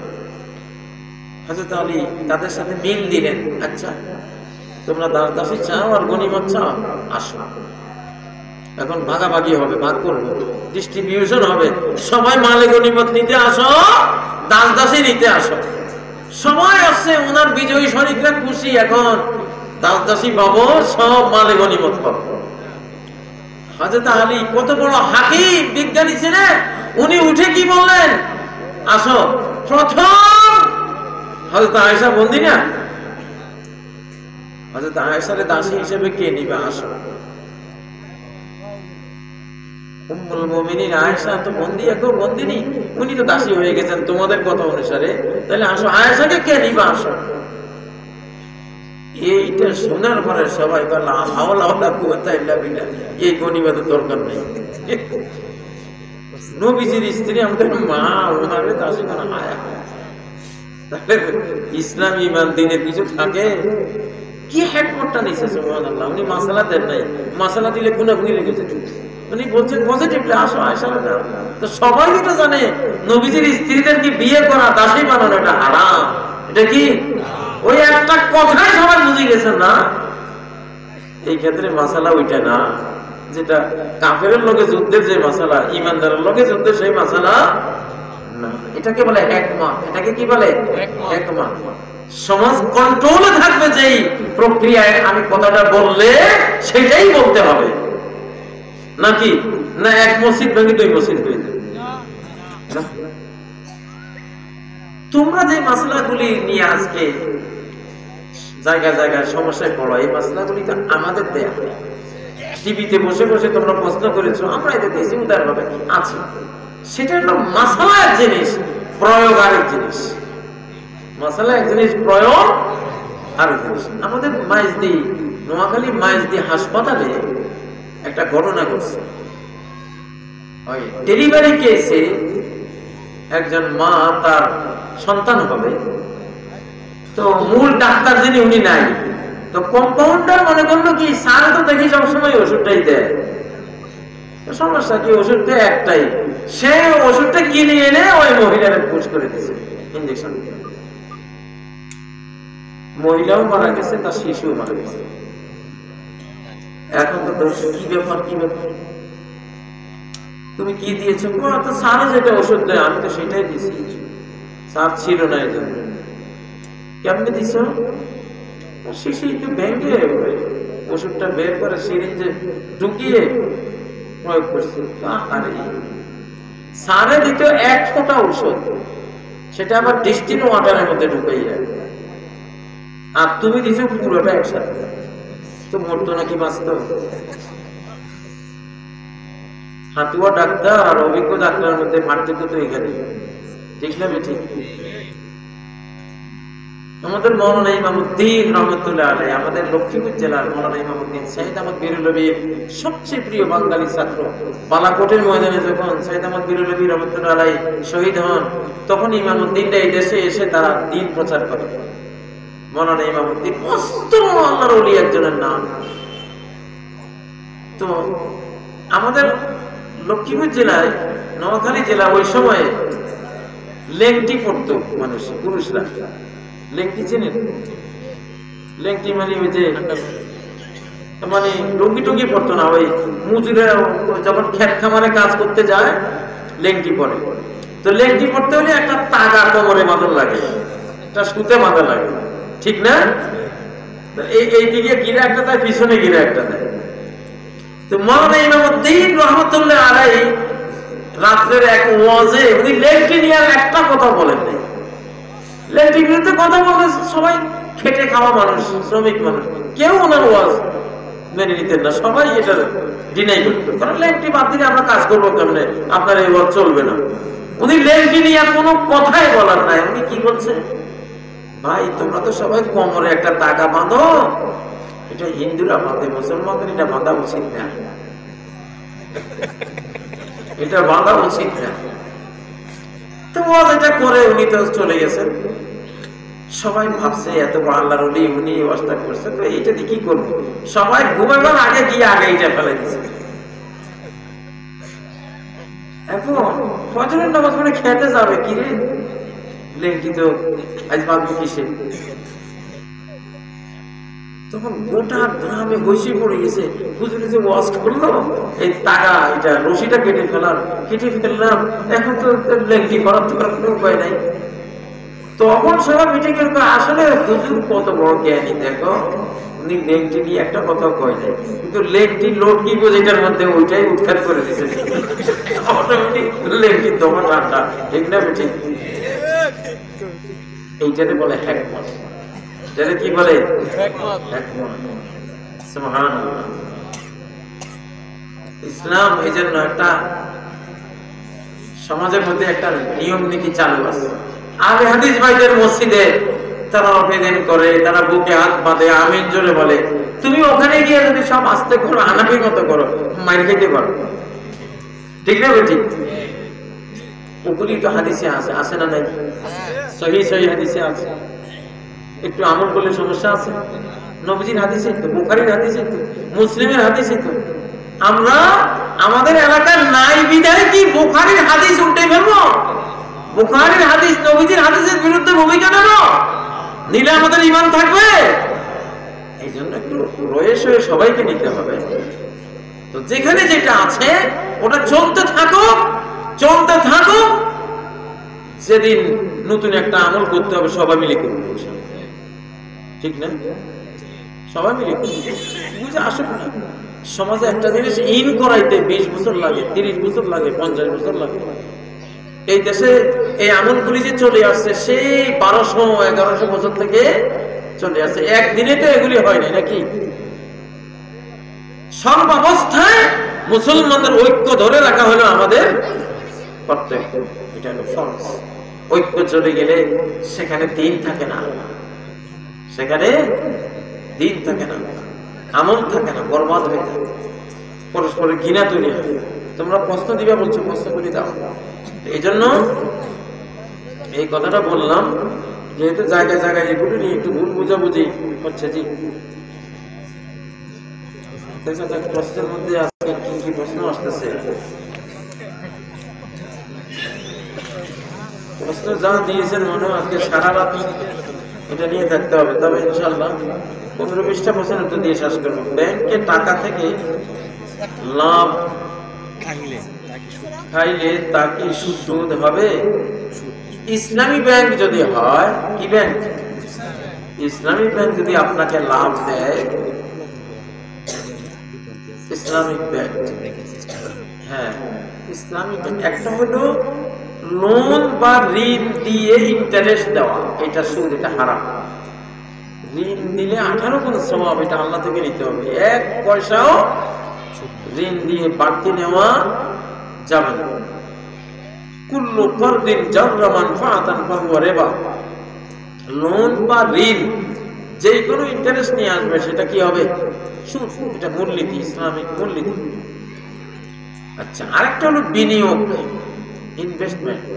ইসলামিক ব্যাংক বিনিয়োগ নেয়, বিনিয়োগ করে। আপনাকে টাকা দিলেও বিনিয়োগ করেছে, আপনার থেকে নিলেও বিনিয়োগ নিয়েছে। তারা ঋণ এটা তারা দেয় না, নেয়।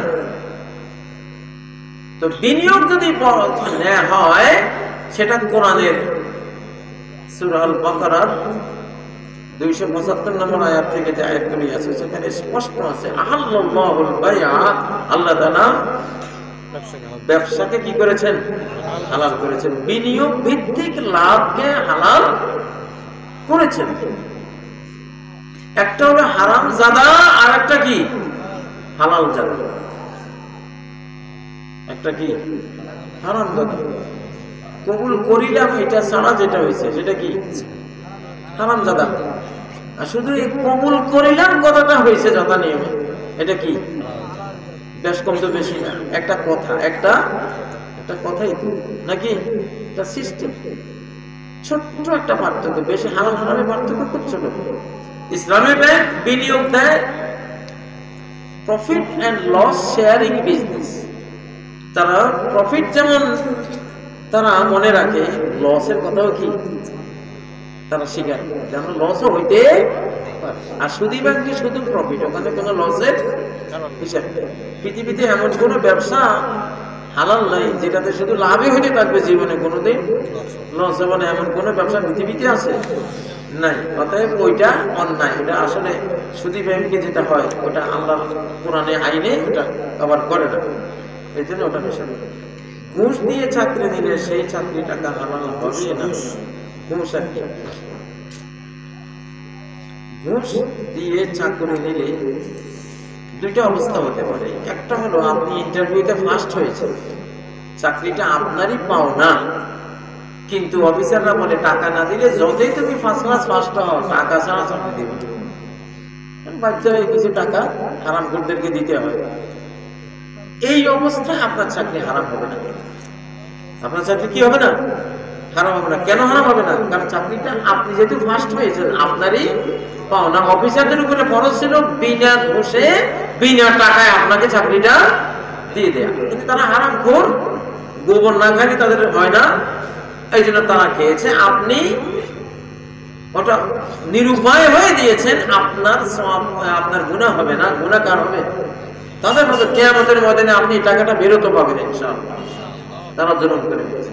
আচ্ছা, আর আরেকটা হলো আপনি থার্ড হয়েছেন, কিন্তু আপনি ঘুষ দিয়ে যে ফার্স্ট হয়েছে তার হকটা মেরে দিয়েছেন, টাকা দিয়ে আপনি তার অধিকারটা হরণ করে নিয়েছেন। এই ক্ষেত্রে অবশ্যই আপনার গুনাহ হবে, পাপ হবে। আরেকজনের একটা অধিকার আপনি নিয়ে গেছেন, সারা জীবন আপনি হারাম টানবেন, কারণ পুরো হকটা কার ছিল? তার ছিল। এই জন্য এটা সাংঘাতিক ধরনের খারাপ কথা। ইমাম মাহদী ও দাজ্জাল আত্মপ্রকাশ ঘটলে অনেক মুসলিম পরিবারের সদস্য দাজ্জালের অনুসারী হয়ে যাবে। সেই সময় ইমানদার ব্যক্তির করণীয় কি হবে? যারা মারমুখী, যারা মুসলমানদের মানে, খারিজি টাইপের চরিত্র, আমাদের বাংলাদেশে দেখবেন এক শ্রেণীর মানুষ আছে, বক্তৃতা করতে উঠলেই শুধু খা মারে, টেটা মারে, ঠিক না? খালি সমালোচনা, খালি খা মারা। এবং তাদের রাষ্ট্রশক্তি যদি হয়, ওইটা তারা অমুসলিমদের পিছনে ব্যয় করে না, মুসলমান মারার পিছনে ব্যয় করে। এই শ্রেণীটা এরা দাজ্জালের সহযোগী হয়ে যেতে পারে,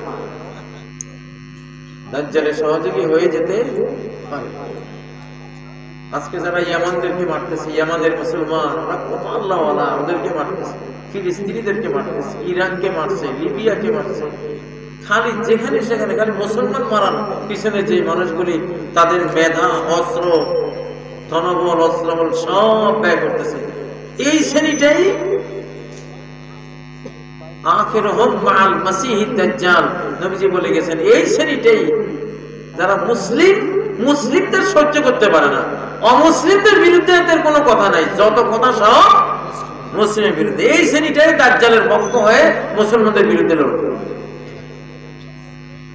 কথাটা খুব সূক্ষ্মভাবে বোঝার একটা কথা, এই হাদিসটা খুব সূক্ষ্মভাবে বোঝার একটা হাদিস। মুসলমান বিরোধী হওয়া ঠিক না। মুসলমান হয়ে শুধু মুসলিম বিরোধী, শুধু অমুক বেদাতি, অমুক মুশরিক, তমুক কাফের, অমুক এই সেই, খালি কেবল মুসলমানের বিরুদ্ধে। আরে বাবা, তোমার আল্লাহ দুনিয়াতে পাঠাইছে ইন্নামা বুইসতুম মুয়াসসিরিন, তুমি সহজ করে দাও, দয়া মায়া স্নেহ দিয়ে টানো।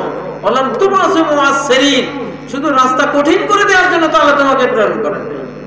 ওমা আরসালনাকা ইল্লা রাহমাতাল লিল আলামিন, বিশ্ব জাহানের জন্য তোমাকে রহমত বানিয়ে আল্লাহ পাঠিয়েছে। এজন্য কে যে দাজ্জালের সাথী হবে আর কে ইমাম মাহদীর সাথী হবে এটা বোঝা যায়, আচরণ থেকে বোঝা যায়। মুসলিম সে অমুসলিম বিরোধী একটা চেতনা, ইবলিস বিরোধী একটা চেতনা, মুসলমানদেরকে মারে যে বেঈমানরা তাদের বিরোধী একটা চেতনা ভিতরে রাখবে। আর মুসলিমদের ব্যাপারে আজিল্লাতিন আলাল মুমিনিন আইজ্জাতিন আলাল কাফিরিন, মুমিনদের জন্য এরা আজিল্লা, সবকন্যা, দয়ালু, স্নেহপ্রবণ, রুহামাউ বাইনাহুম। একজন মুসলিম, একজন মুমিন যত বেদাতি হোক, যত রকমের খারাপের মধ্যে থাকুক না কেন, আরেক মুসলিম তার ব্যাপারে আচরণটা করবে রহমতের আচরণ। কিসের আচরণ? ভাইয়ের কপালে তুলি বালি দেখতে পাচ্ছেন, এটা কি জুতা দিয়া মুছবে না রুমাল দিয়া? যদি জুতা দিয়া বসছে না, তার চেয়ে তার কপালে ধুলি থাকুক, তবু আপনার জুতা চেয়ে ভালো, ঠিক না? ঠিক।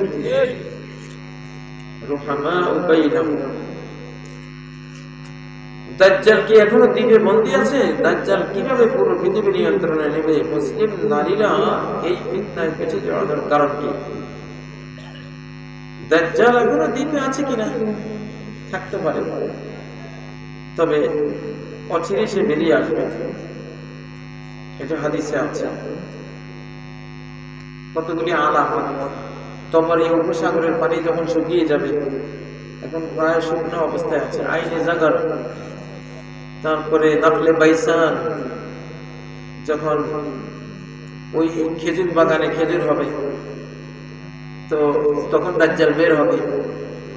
তো এই সব কিছু কিন্তু অলরেডি পুরনো হওয়ার পথে, তো তার বের হওয়ার সময় খুব ঘনিয়ে গেছে। আর দাজ্জাল পুরো পৃথিবী নিয়ন্ত্রণ করবে, আল্লাহ তাকে বিশাল ক্ষমতা দেবে, এবং অদৃশ্য জিন জগৎ পুরোটাই দাজ্জালের। জিনদের মধ্যে যারা হিন্দু, বৌদ্ধ, খ্রিস্টান, বেঈমান, এরা সব দাজ্জালের দলে যোগ দেবে। দাজ্জাল বলবে, যদি তোমার মা, বাবা, ভাই, বোন, দাদা, দাদি, নানা, নাই 14 গোষ্ঠী যারা মারা গেছে সবাইকে চিন্তা করে দিই, তুমি আমাকে সত্য বলে, সত্য মাহবুব বলে মানবা না? তো হ্যাঁ, তখন মানবো। তো দাজ্জাল ধরেন 1-150 জিনকে বলবে, তোমরা একজন তার মায়ের ছবি ধরো, একজন বাবার ছবি ধরো, একজন দাদা হওয়া, নানা হওয়া, নানি হওয়া, এইভাবে তার 1-150 আত্মীয় যারা এখন সব কবরে, ওদের ছবি ধরে কবর থেকে উঠে আসে। জিনগুলি ওরা প্রত্যেকে তার আত্মীয়দের ছবি ধরে উঠে আসবে। এই মনে করবে, হায় রে, এটা আমার মা, ওইটা আমার মা, ওইটা আমার দাদা, এই কথা বলে দাজ্জালকে মেনে নিবে, চেষ্টা করবে। এই জন্য দাজ্জালের ফিতনা সবচেয়ে বড় ফিতনা হবে, সেই প্রযুক্তি তার হাতে থাকবে, অদৃশ্য জিন জাতি তার হাতে থাকবে। আর নারীরা এই ফিতনা বেশি পাবে, শুধু মুসলিম নারীরা, অমুসলিম নারীরাও বেশি পড়বে। বাংলাদেশে একটা উলঙ্গ ফকির কোনো হাত দিয়ে যাইতে ধরলে শত শত মহিলা তার পিছিয়ে পিছিয়ে, কিছুই নাই, তারপরও পিছিয়ে পিছিয়ে দৌড়ে। আর দাজ্জাল তো সূর্য আটকে রাখবে। দাজ্জাল যেদিকে যাবে ওইদিকে জমিনের সমস্ত গুপ্তধন, খনি, ঘর দুয়ারে, মুসলমানদের ঘর দুয়ারের সমস্ত খানা খাইতে সব তার পিছিয়ে চলবে।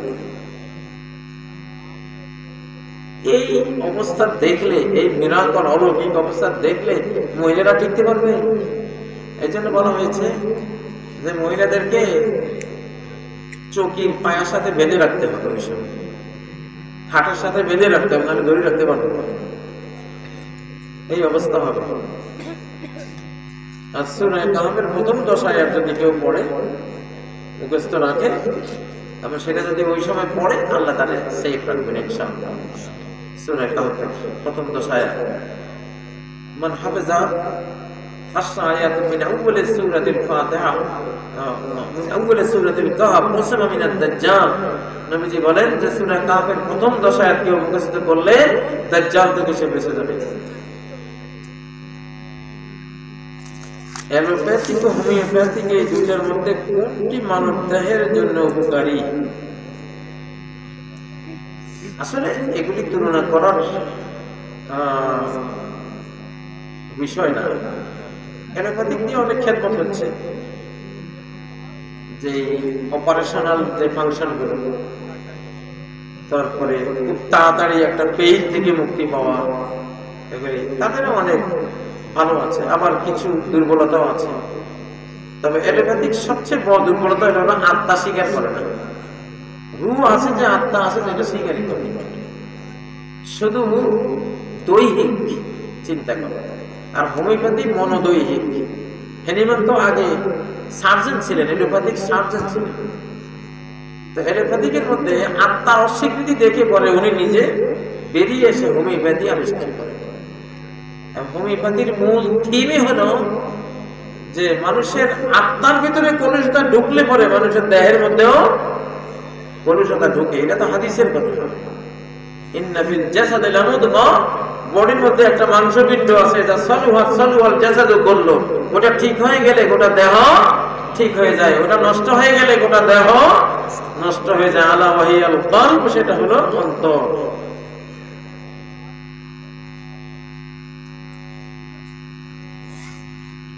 এখানে হাইব্রিড জাতীয় সমস্ত খাবার আমাদের দেহের জন্য কি ক্ষতিকর?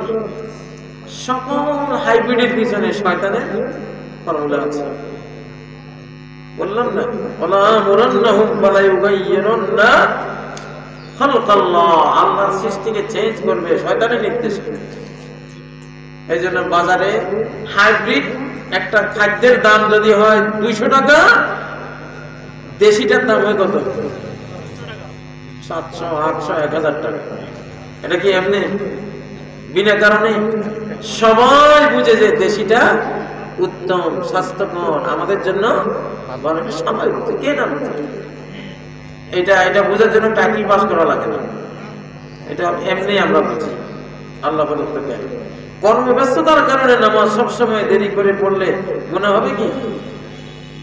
বাংলাদেশে একটা স্লোগান আছে যে কাজকে বলো নামাজ আছে, নামাজকে বলো না আমার কাজ আছে। নামাজকে এটা বলা যাবে না। সালাতের টাইমে যত কাজ আছে সব বাদ, সব মাইনাস, ঠিক না? ইজা নুদিয়া লিস-সালাতি মিন ইয়াউমিল জুমআতি ফাসআউ ইলা যিকরিল্লাহি ওয়া যারুল ভাই। জুমার দিনে যখন আজান হয়ে যায়, এটা জুমার কথা প্রসঙ্গ তো আছে, আসলে সকল ফরজেরই একই হুকুম।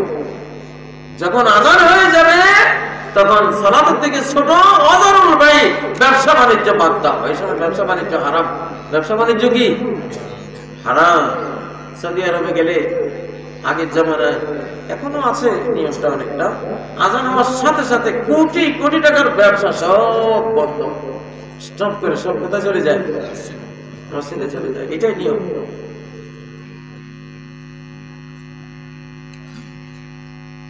একজন ব্যক্তি হিন্দু থেকে মুসলিম হলে সে পিতার পৈতৃক সম্পত্তি পাবে? ইখতিলাফে দ্বীনাইন, দিন যখন ভিন্ন হয়ে যায় তখন তো আর লা ইয়ারসুল মুসলিমুল কাফির, মুসলিম কাফিরের ওয়ারিশ হবে না, আর কাফিরও মুসলমানের ওয়ারিশ হবে না। দুই জিনিস হয়ে গেছে।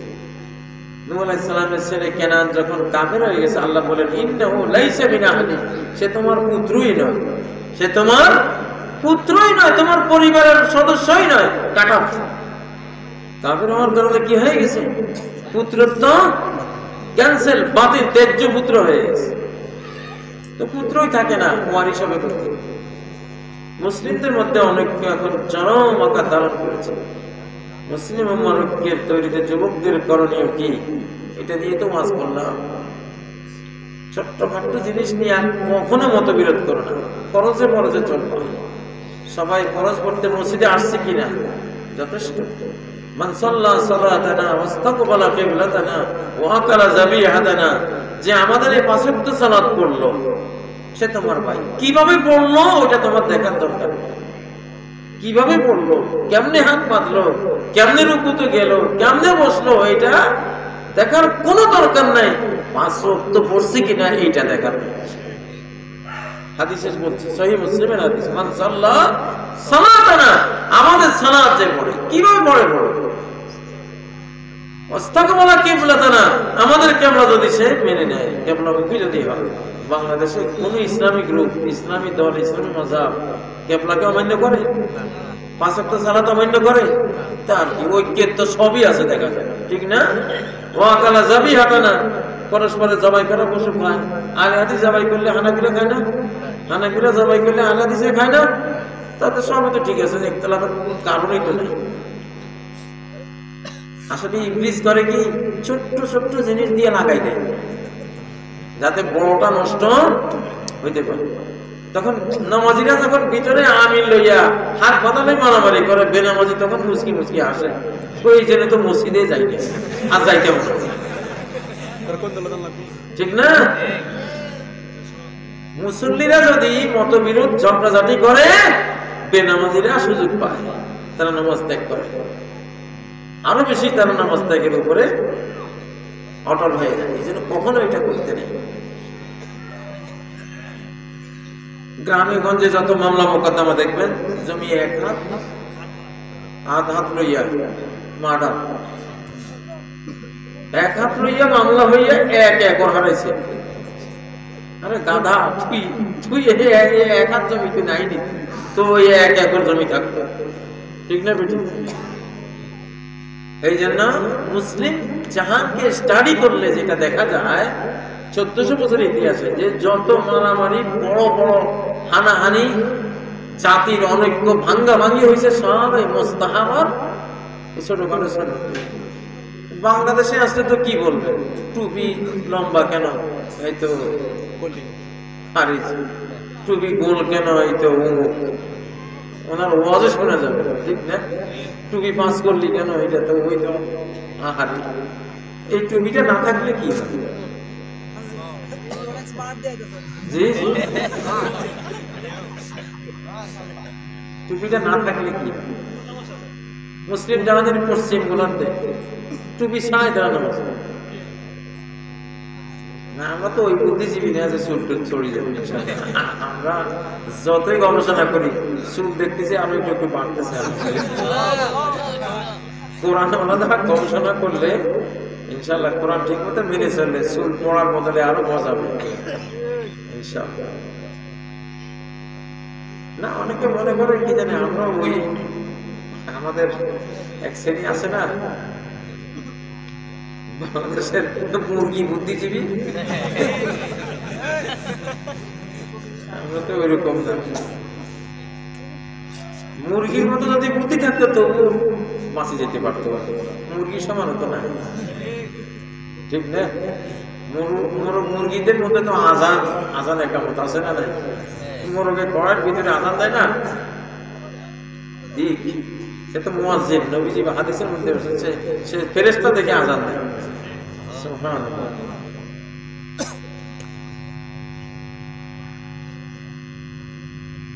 কিছু দল নিয়ে প্রশ্ন করেছে, বাবারে দল নিয়ে কথা বলা ঠিক না।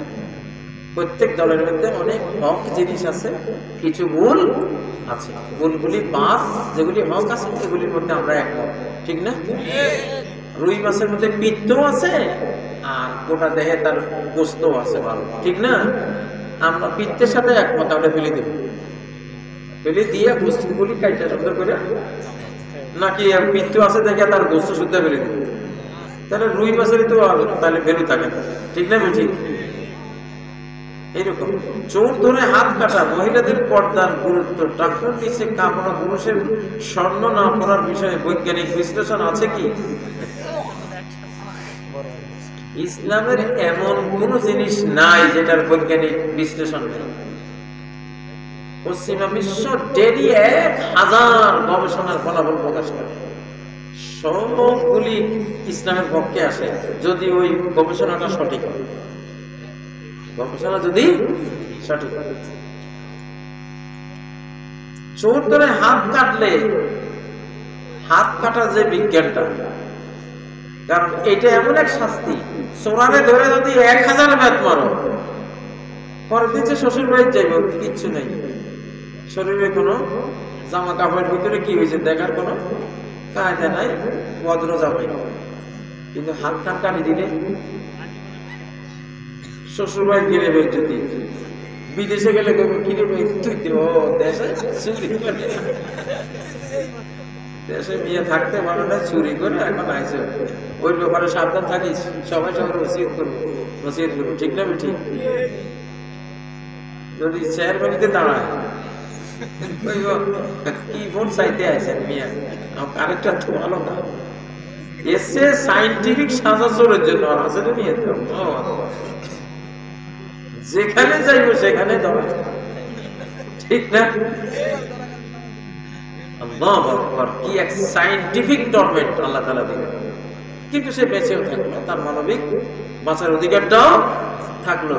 কিন্তু সারা জনমের তরে সে ঠিক না হয় চুরি বাদ না দিয়া তার উপায় নেই।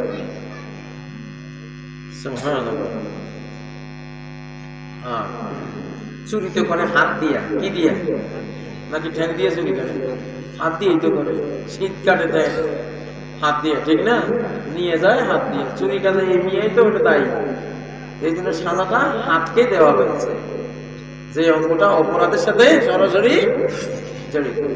সুবহানাল্লাহ, আল্লাহ তাআলার কত বড় হিকমত, বিজ্ঞান।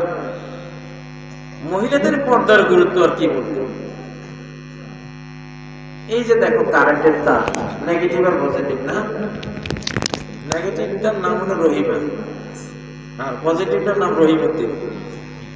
রহিমা বেগম আর রহিমউদ্দিন, ঠিক না? পর্দার গুরুত্ব বুঝতে চাও তাহলে এখন এখানে প্লাস্টিকটা কেটে ফেলো, কেটে রহিমা বেগমের সাথে রহিমউদ্দিনদের মিলাই দাও, কি হবে? আগুন লেগে ওয়াজও শেষ, বাতিও শেষ, মাহফিলের শেষ, ফায়ার সার্ভিস কি খবর দিতে হবে কি হয়েছে, স্পার্কিং হয়ে আগুন লেগে গেছে, ঠিক না? ঠিক। পর্দার গুরুত্ব বুঝে আসেনি। এটা ডাক্তাররা বলেন যে একজন নারীর এই অংশ থেকে উপরে যদি তুমি এক নজর দাও তোমার লস নাই, এর নিচের অংশ যদি মহিলাদের কোনো ছেলে মানুষ পুরুষ মানুষ তাকিয়ে থাকে, মহিলার ওই বডির ওই অংশ থেকে ইলেকট্রোম্যাগনেটিক সিগন্যাল তোমার তোমার মনের দিকে, ব্রেনের দিকে আসে, এসে যৌবনের হরমোনগুলি সব খুলে দেবে, মুখ খুলে দেবে, আর তুমি ভিতরে ভিতরে গলে গলে শেষ হয়ে যাবে। এই জন্য যেসব সমাজে নারীরা বেপর্দা হয়, ওইসব সমাজে পুরুষরা ভয়ঙ্কর ভাবে ক্ষতিগ্রস্ত হয়, নপুংসক হয়ে যায়, যৌবন হারিয়ে যায়, নষ্ট হয়ে যায়। পুরুষরা ক্ষতিগ্রস্ত হয়, নারীদের কিছুই হয় না, তারা ভালোই থাকে, সর্বনাশ হয় কাদের? ছেলেদের। যাই হোক, এই জন্য হয়তো নারীদেরও ক্ষতি আছে, অবশ্যই তাদেরও ক্ষতি আছে, এটা এখনো বিজ্ঞান হয়তো পুরুষেরটা বের করেছে, নারীরটা এখনো বের হলে সামনে বের হবে। কারণ আল্লাহ তো সূরা নূরের মধ্যে কুল্লিল মুমিনিনা ইয়াগুদ্দু মিন আবসারিহিম ওয়া কুল্লিল মুমিনাতি ইয়াগুদ্দুনা মিন আবসারিহিম, এটা দুটোই বলেছে। মুমিন পুরুষদেরকে বলো চক্ষু যাতে পরপুরুষ থেকে অবনমিত রাখে, আবার মুমিনা নারীদেরকে বলো চক্ষু যাতে পরপুরুষ থেকে, পুরুষরা বড় নারী থেকে, নারীরা বড় পুরুষ থেকে চোখ অবনমিত রাখবে। এটা কত বড় সায়েন্টিফিক বিধান। পুরুষের স্বর্ণ পড়লে স্বর্ণের অ্যাটমগুলি, কণিকাগুলি পুরুষের দেহে ঢুকে, এটা যখন 16% পর্যন্ত গোল্ড ক্ষতিকর হয় না, 16%-এর বেশি যখন হয় তা ব্রেনের আলজাইমার তৈরি করে। আলজাইমার একটা রোগ আছে, স্মৃতি বিভ্রাট, এটা বৈজ্ঞানিকভাবে প্রমাণিত। আলজাইমার তৈরি করে অতিরিক্ত গোল্ড। কিন্তু মহিলারা গোল্ড পড়লে ক্ষতি হয় না। কেন ক্ষতি হয় না? ওদের শরীরের ভিতরে গোল্ডের যে অ্যাটমগুলি ঢুকে, ওইটা ঋতুর সাথে, মিলসের সাথে, পিরিয়ডের সাথে বেরিয়ে যায়। এই জন্য ব্রেন ক্ষতিগ্রস্ত হয় না। এই জন্য স্বর্ণ পুরুষের জন্য হারাম, নারীর জন্য কি হালাল। নারী ক্ষতি করতে পারে না।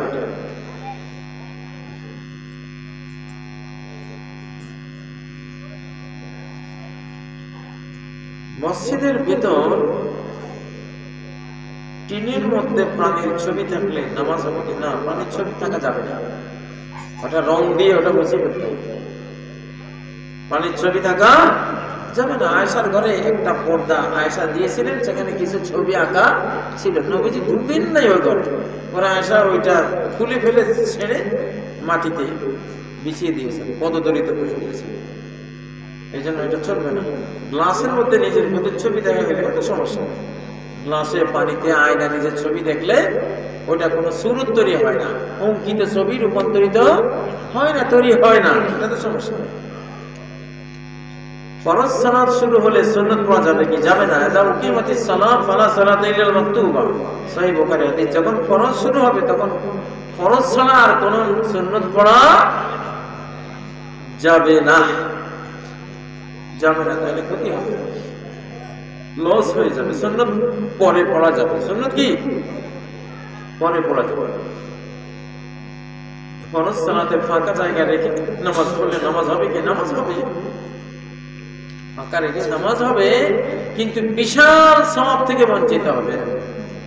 ফাঁকা জায়গা বন্ধ করলে মান সাদ্দা ফুরজাতান ফিস সাফফি বানাল্লাহু লাহু বাইতান ফিল জান্নাহ, কাতারের ফাঁকটা বন্ধ করে দাঁড়ালে আল্লাহ তার জন্য জান্নাতে একটা প্রাসাদ নির্মাণ করে দেবে। সুবহানাল্লাহ।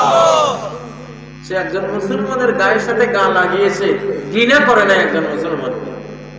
বাসে বয়োজ্যেষ্ঠ হয়েও ছোট্ট একটা তরুণের সাথে পা লাগিয়েছে, বেয়াদবি মনে করে না, আল্লাহর জন্য স্যাক্রিফাইস করেছে। এই জন্য আল্লাহ তার জন্য একটা জান্নাতের প্রাসাদ নির্মাণ করেছে। কত বড় মূল্য এটা! মুসলমান হিসাবে কি পীরের মুরিদ হওয়া লাগবে কি ওস্তাদের ছাত্র হওয়া লাগবে? ওস্তাদের ছাত্র হওয়া লাগবে। পীর মুরিদের পরিভাষাগুলি আসলে কোরআন সুন্নাহয় আসে না। মুআল্লিম মুতাআল্লিম, ইন্নামা বুইসতু মুআল্লিমান, নবীজি বলতেছেন যে আমি প্রেরিত হয়েছি কি হিসাবে? শিক্ষক হিসাবে। তাহলে আমার জাতি তারা কি? আমার শিক্ষার্থী। রাসূল যদি শিক্ষক হন তাহলে ওনার উম্মত কি? শিক্ষার্থী। তো নবীজির পরে যারা নবীজির মিম্বরে চেয়ারে বসবেন, নবীজির দায়িত্বে যারা থাকবেন, তারাও কি হবেন? শিক্ষক হবেন। তাদের অন্য ভাইয়েরা বোনেরা তাদের কি হবে? শিক্ষার্থী হবে। আমাদের সিলসিলাটা হলো শিক্ষক শিক্ষার্থী, ঠিক না?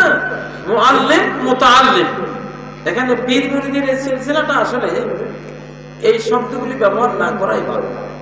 এই শব্দগুলি ব্যবহার না করে মুআল্লিম মুআল্লিমা, মুতাআল্লিম মুতাআল্লিমা, ছাত্র শিক্ষক, এই পরিভাষাগুলি আসলে আর কোনো আপত্তি থাকে না।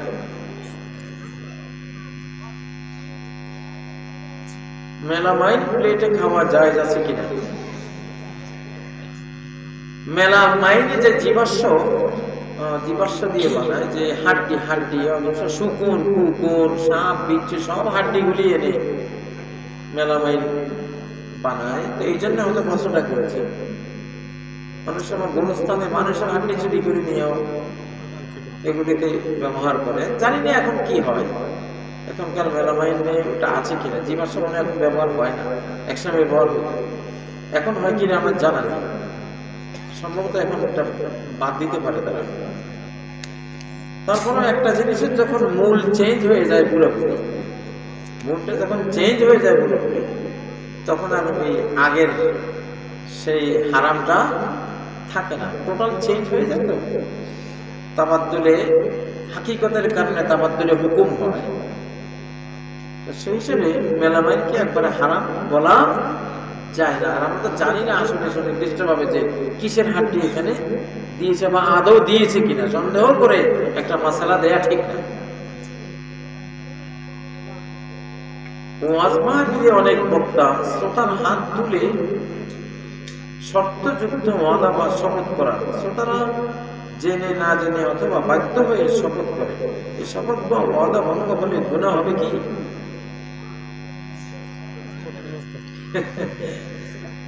যদি ইসলামের কোনো আমলের ওয়াদা হয়, নামাজ পড়া, কোরআন তেলাওয়াত করা, হারাম বর্জন করা, তাই না, এগুলি যদি হয় তাহলে ওয়াদা তো আল্লাহর সাথে হয়। কার সাথে? আল্লাহর সাথে ওয়াদা হলে এটা তো পালন করতে হবে, না করলে জিজ্ঞাসিত হতে হবে কিয়ামতের ময়দানে। ওয়াকানা আহদুল্লাহি মাসউলা, আল্লাহর ওয়াদা সম্বন্ধে জিজ্ঞাসিত হতে হবে।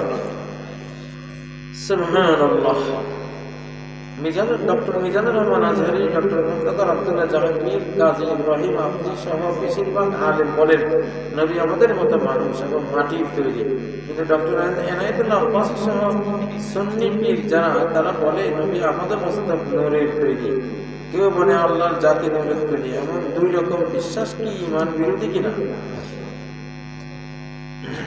আসলে এটা তো আমাদের বক্তব্য না, বক্তব্যটা হলো কোরআনের। কুল ইন্নামা আনা বাশারুম মিসলুকুম, সূরা কাহফের 110 নম্বর আয়াত, যে তুমি বলো যে আমি তোমাদের মতোই একজন বাশার, একজন মানুষ।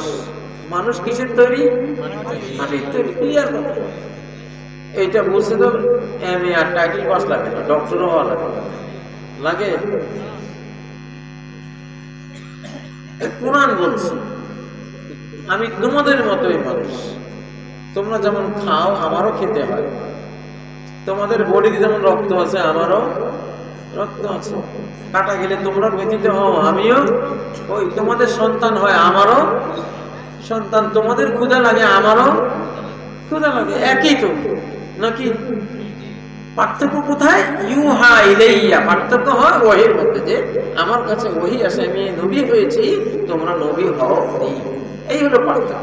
পার্থক্যটা নবুয়ত দেওয়া হয়েছে। বডি তো একই, মানবিক, মাটির তৈরি, আদমের সন্তান না। নবী যদি নূরের তৈরি হয় তাহলে আদমও তো নূরের তৈরি হইতে হবে, ঠিক না? ঠিক, ওটা আসলে তবে টিকে না, দলিলের টিকে।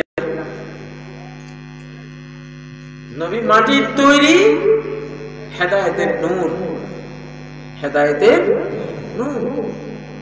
নূর ঠিকই আছে, সেটা হলো জ্ঞানের নূর, ইলমের নূর, ওহীর নূর, হেদায়েতের নূর। কিন্তু তৈরি হলেন কি থেকে? মাটি থেকে। আচ্ছা, বর্তমান বিজ্ঞানের যুগে এই বিতর্ক যারা করে তারা বিজ্ঞান বোঝে না।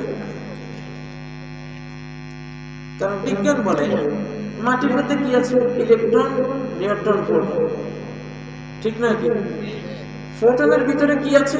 কোয়ার্ক। ফোটন থেকে আরো 100 গুণ আরো বেশি ক্ষুদ্র হলো কোয়ার্ক। কোয়ার্ক গুলো বিশ্লেষণ করলে কি দেখা যায়? কতগুলো সুতা, নূরের সুতা, আলো, আলো। গোটা বিশ্বটা, সৃষ্টি জগৎ পুরোটাই হলো আলো। ভিতরে কি? আলো। ভিতরে আলো থাকার কারণে এখন ওয়াল ভেদি ক্যামেরা তৈরি হচ্ছে। ওয়ালের ভিতরে কি আছে ছবি তুলে আনতে পারে, কারণ ওয়ালের যে বডিটা, বডির ভিতরে আলো, আলোকে ক্রস করা যায়, পাস করা যায়। তো মাটির তৈরি হলে তো মাটির ভিতরে নূরে ভরা, মাটির ভিতরে কি? নূরে ভরা। মাটি কইলে যে উনি অন্ধকার হয়ে যাবেন, আলো থেকে বঞ্চিত হয়ে যাবেন, মোটেও এটা না, বরং মাটির ভিতরে সাধারণ নূরের চেয়ে নূর আরো বেশি। এজন্য কোরআন যেহেতু নবীজিকে মাটির মানুষ বলেছে, আমাদেরও সেটাই বলা উচিত। কোরআন নবীজিকে হেদায়েতের সূর্য বলেছে, আমাদের সেটাই বলা উচিত। তাজ্জাকুম মিনাল্লাহি নূর, এই নূর যদি মুহাম্মদ সাল্লাল্লাহু আলাইহি ওয়াসাল্লাম হন, তাহলে হেদায়েতের নূর, ওহীর নূর, কোরআনিক নূর, জ্ঞানের নূর। জ্ঞানকে আমরা আলো বলি কিনা? আসলে কোনো বিরোধ নাই, আসলে কোনো বিরোধ নাই। ওরা যে অর্থে বলে ঘুরি উল্টি দেখা যাবে, আমরা মাটি করলেও ঘুরি উল্টি ওই মাটিও থাকে, নূরও থাকে, সবই থাকে। আসলে বেজালটা হলে একটা বুঝের কমতি, না হলে আসলে কোনো বিরোধ নাই। প্রশ্ন অনেক, তো প্রশ্নের আর উত্তর দেওয়া যাবে না। যেহেতু ফজরের নামাজ আপনাদের পড়তে হবে, আমাদেরকে পড়তে হবে, বেশি রাত হলে ফজর কাজা হয়, বক্তা গুনাহগার হবে। এই জন্য এটা কি টুপি ছাড়া নামাজ পড়লে সওয়াব কম না বেশি? মুসলিম জাহানের পূর্ব গোলার্ধে আমাদের এই অঞ্চলে টুপি যেহেতু একটা ধর্মীয় ভাব আবেগ নিয়ে নিচ্ছে, এই অঞ্চলের আপনারা টুপি দিয়েই পড়বে। টুপি এখানে একটা মানুষ এটাকে ধর্মীয় ভাব গাম্ভীর্যতা সহকারে কবুল করে দিয়েছে। আর মুসলিম জাহান আমি আগে বলেছি পশ্চিম গোলার্ধের টুপি তেমন ধর্মীয় একটা স্থান নাই, এজন্য সেখানে তারা টুপি ছাড়াই পড়ে, সমস্যা। আমাদের দেশে টুপির গ্রহণযোগ্যতার কারণে টুপি পড়লে এটা সমাজে বিশৃঙ্খলা থেকে আমরা বাঁচবো। আর মসজিদে তোমরা জিনাত নাও, পোশাক নাও, সেই হিসাবে শিরের ভূষণটা নিলাম, এটাও তো পালন হয়ে গেল। ঠিক سبحانك اللهم وبحمدك اشهد ان لا اله الا انت استغفرك واتوب اليك اللهم امين ربنا آتنا في الدنيا حسنة وفي الآخرة حسنة وقنا عذاب النار ربنا لا تؤاخذنا إن نسينا أو أخطأنا ربنا ولا تحمل علينا إصرا كما حملته على الذين من قبلنا ربنا ولا تحملنا ما لا طاقة لنا به واعف عنا واغفر لنا وارحمنا أنت مولانا فانصرنا على القوم الكافرين رب العالمين যে যুবকরা ইমামকে আয়োজন করেছেন, আল্লাহ তারা যেমন কোরআনকে সম্মানিত করেছে, আপনি তাদেরকে সম্মানিত করেন। কোরআনের মাহফিলকে তারা যেমন সৌন্দর্য মণ্ডিত করেছে, তাদের জীবনকে আপনি সৌন্দর্য মণ্ডিত করেন। কোরআনকে যেমন তারা এই জনগণের কাছে ভাব গাম্ভীর্যতা সহকারে তুলে ধরতে পেরেছে, আল্লাহ তারা কোরআনকে বুকে ধারণ করেছে, সমাজে ধারণ করেছে,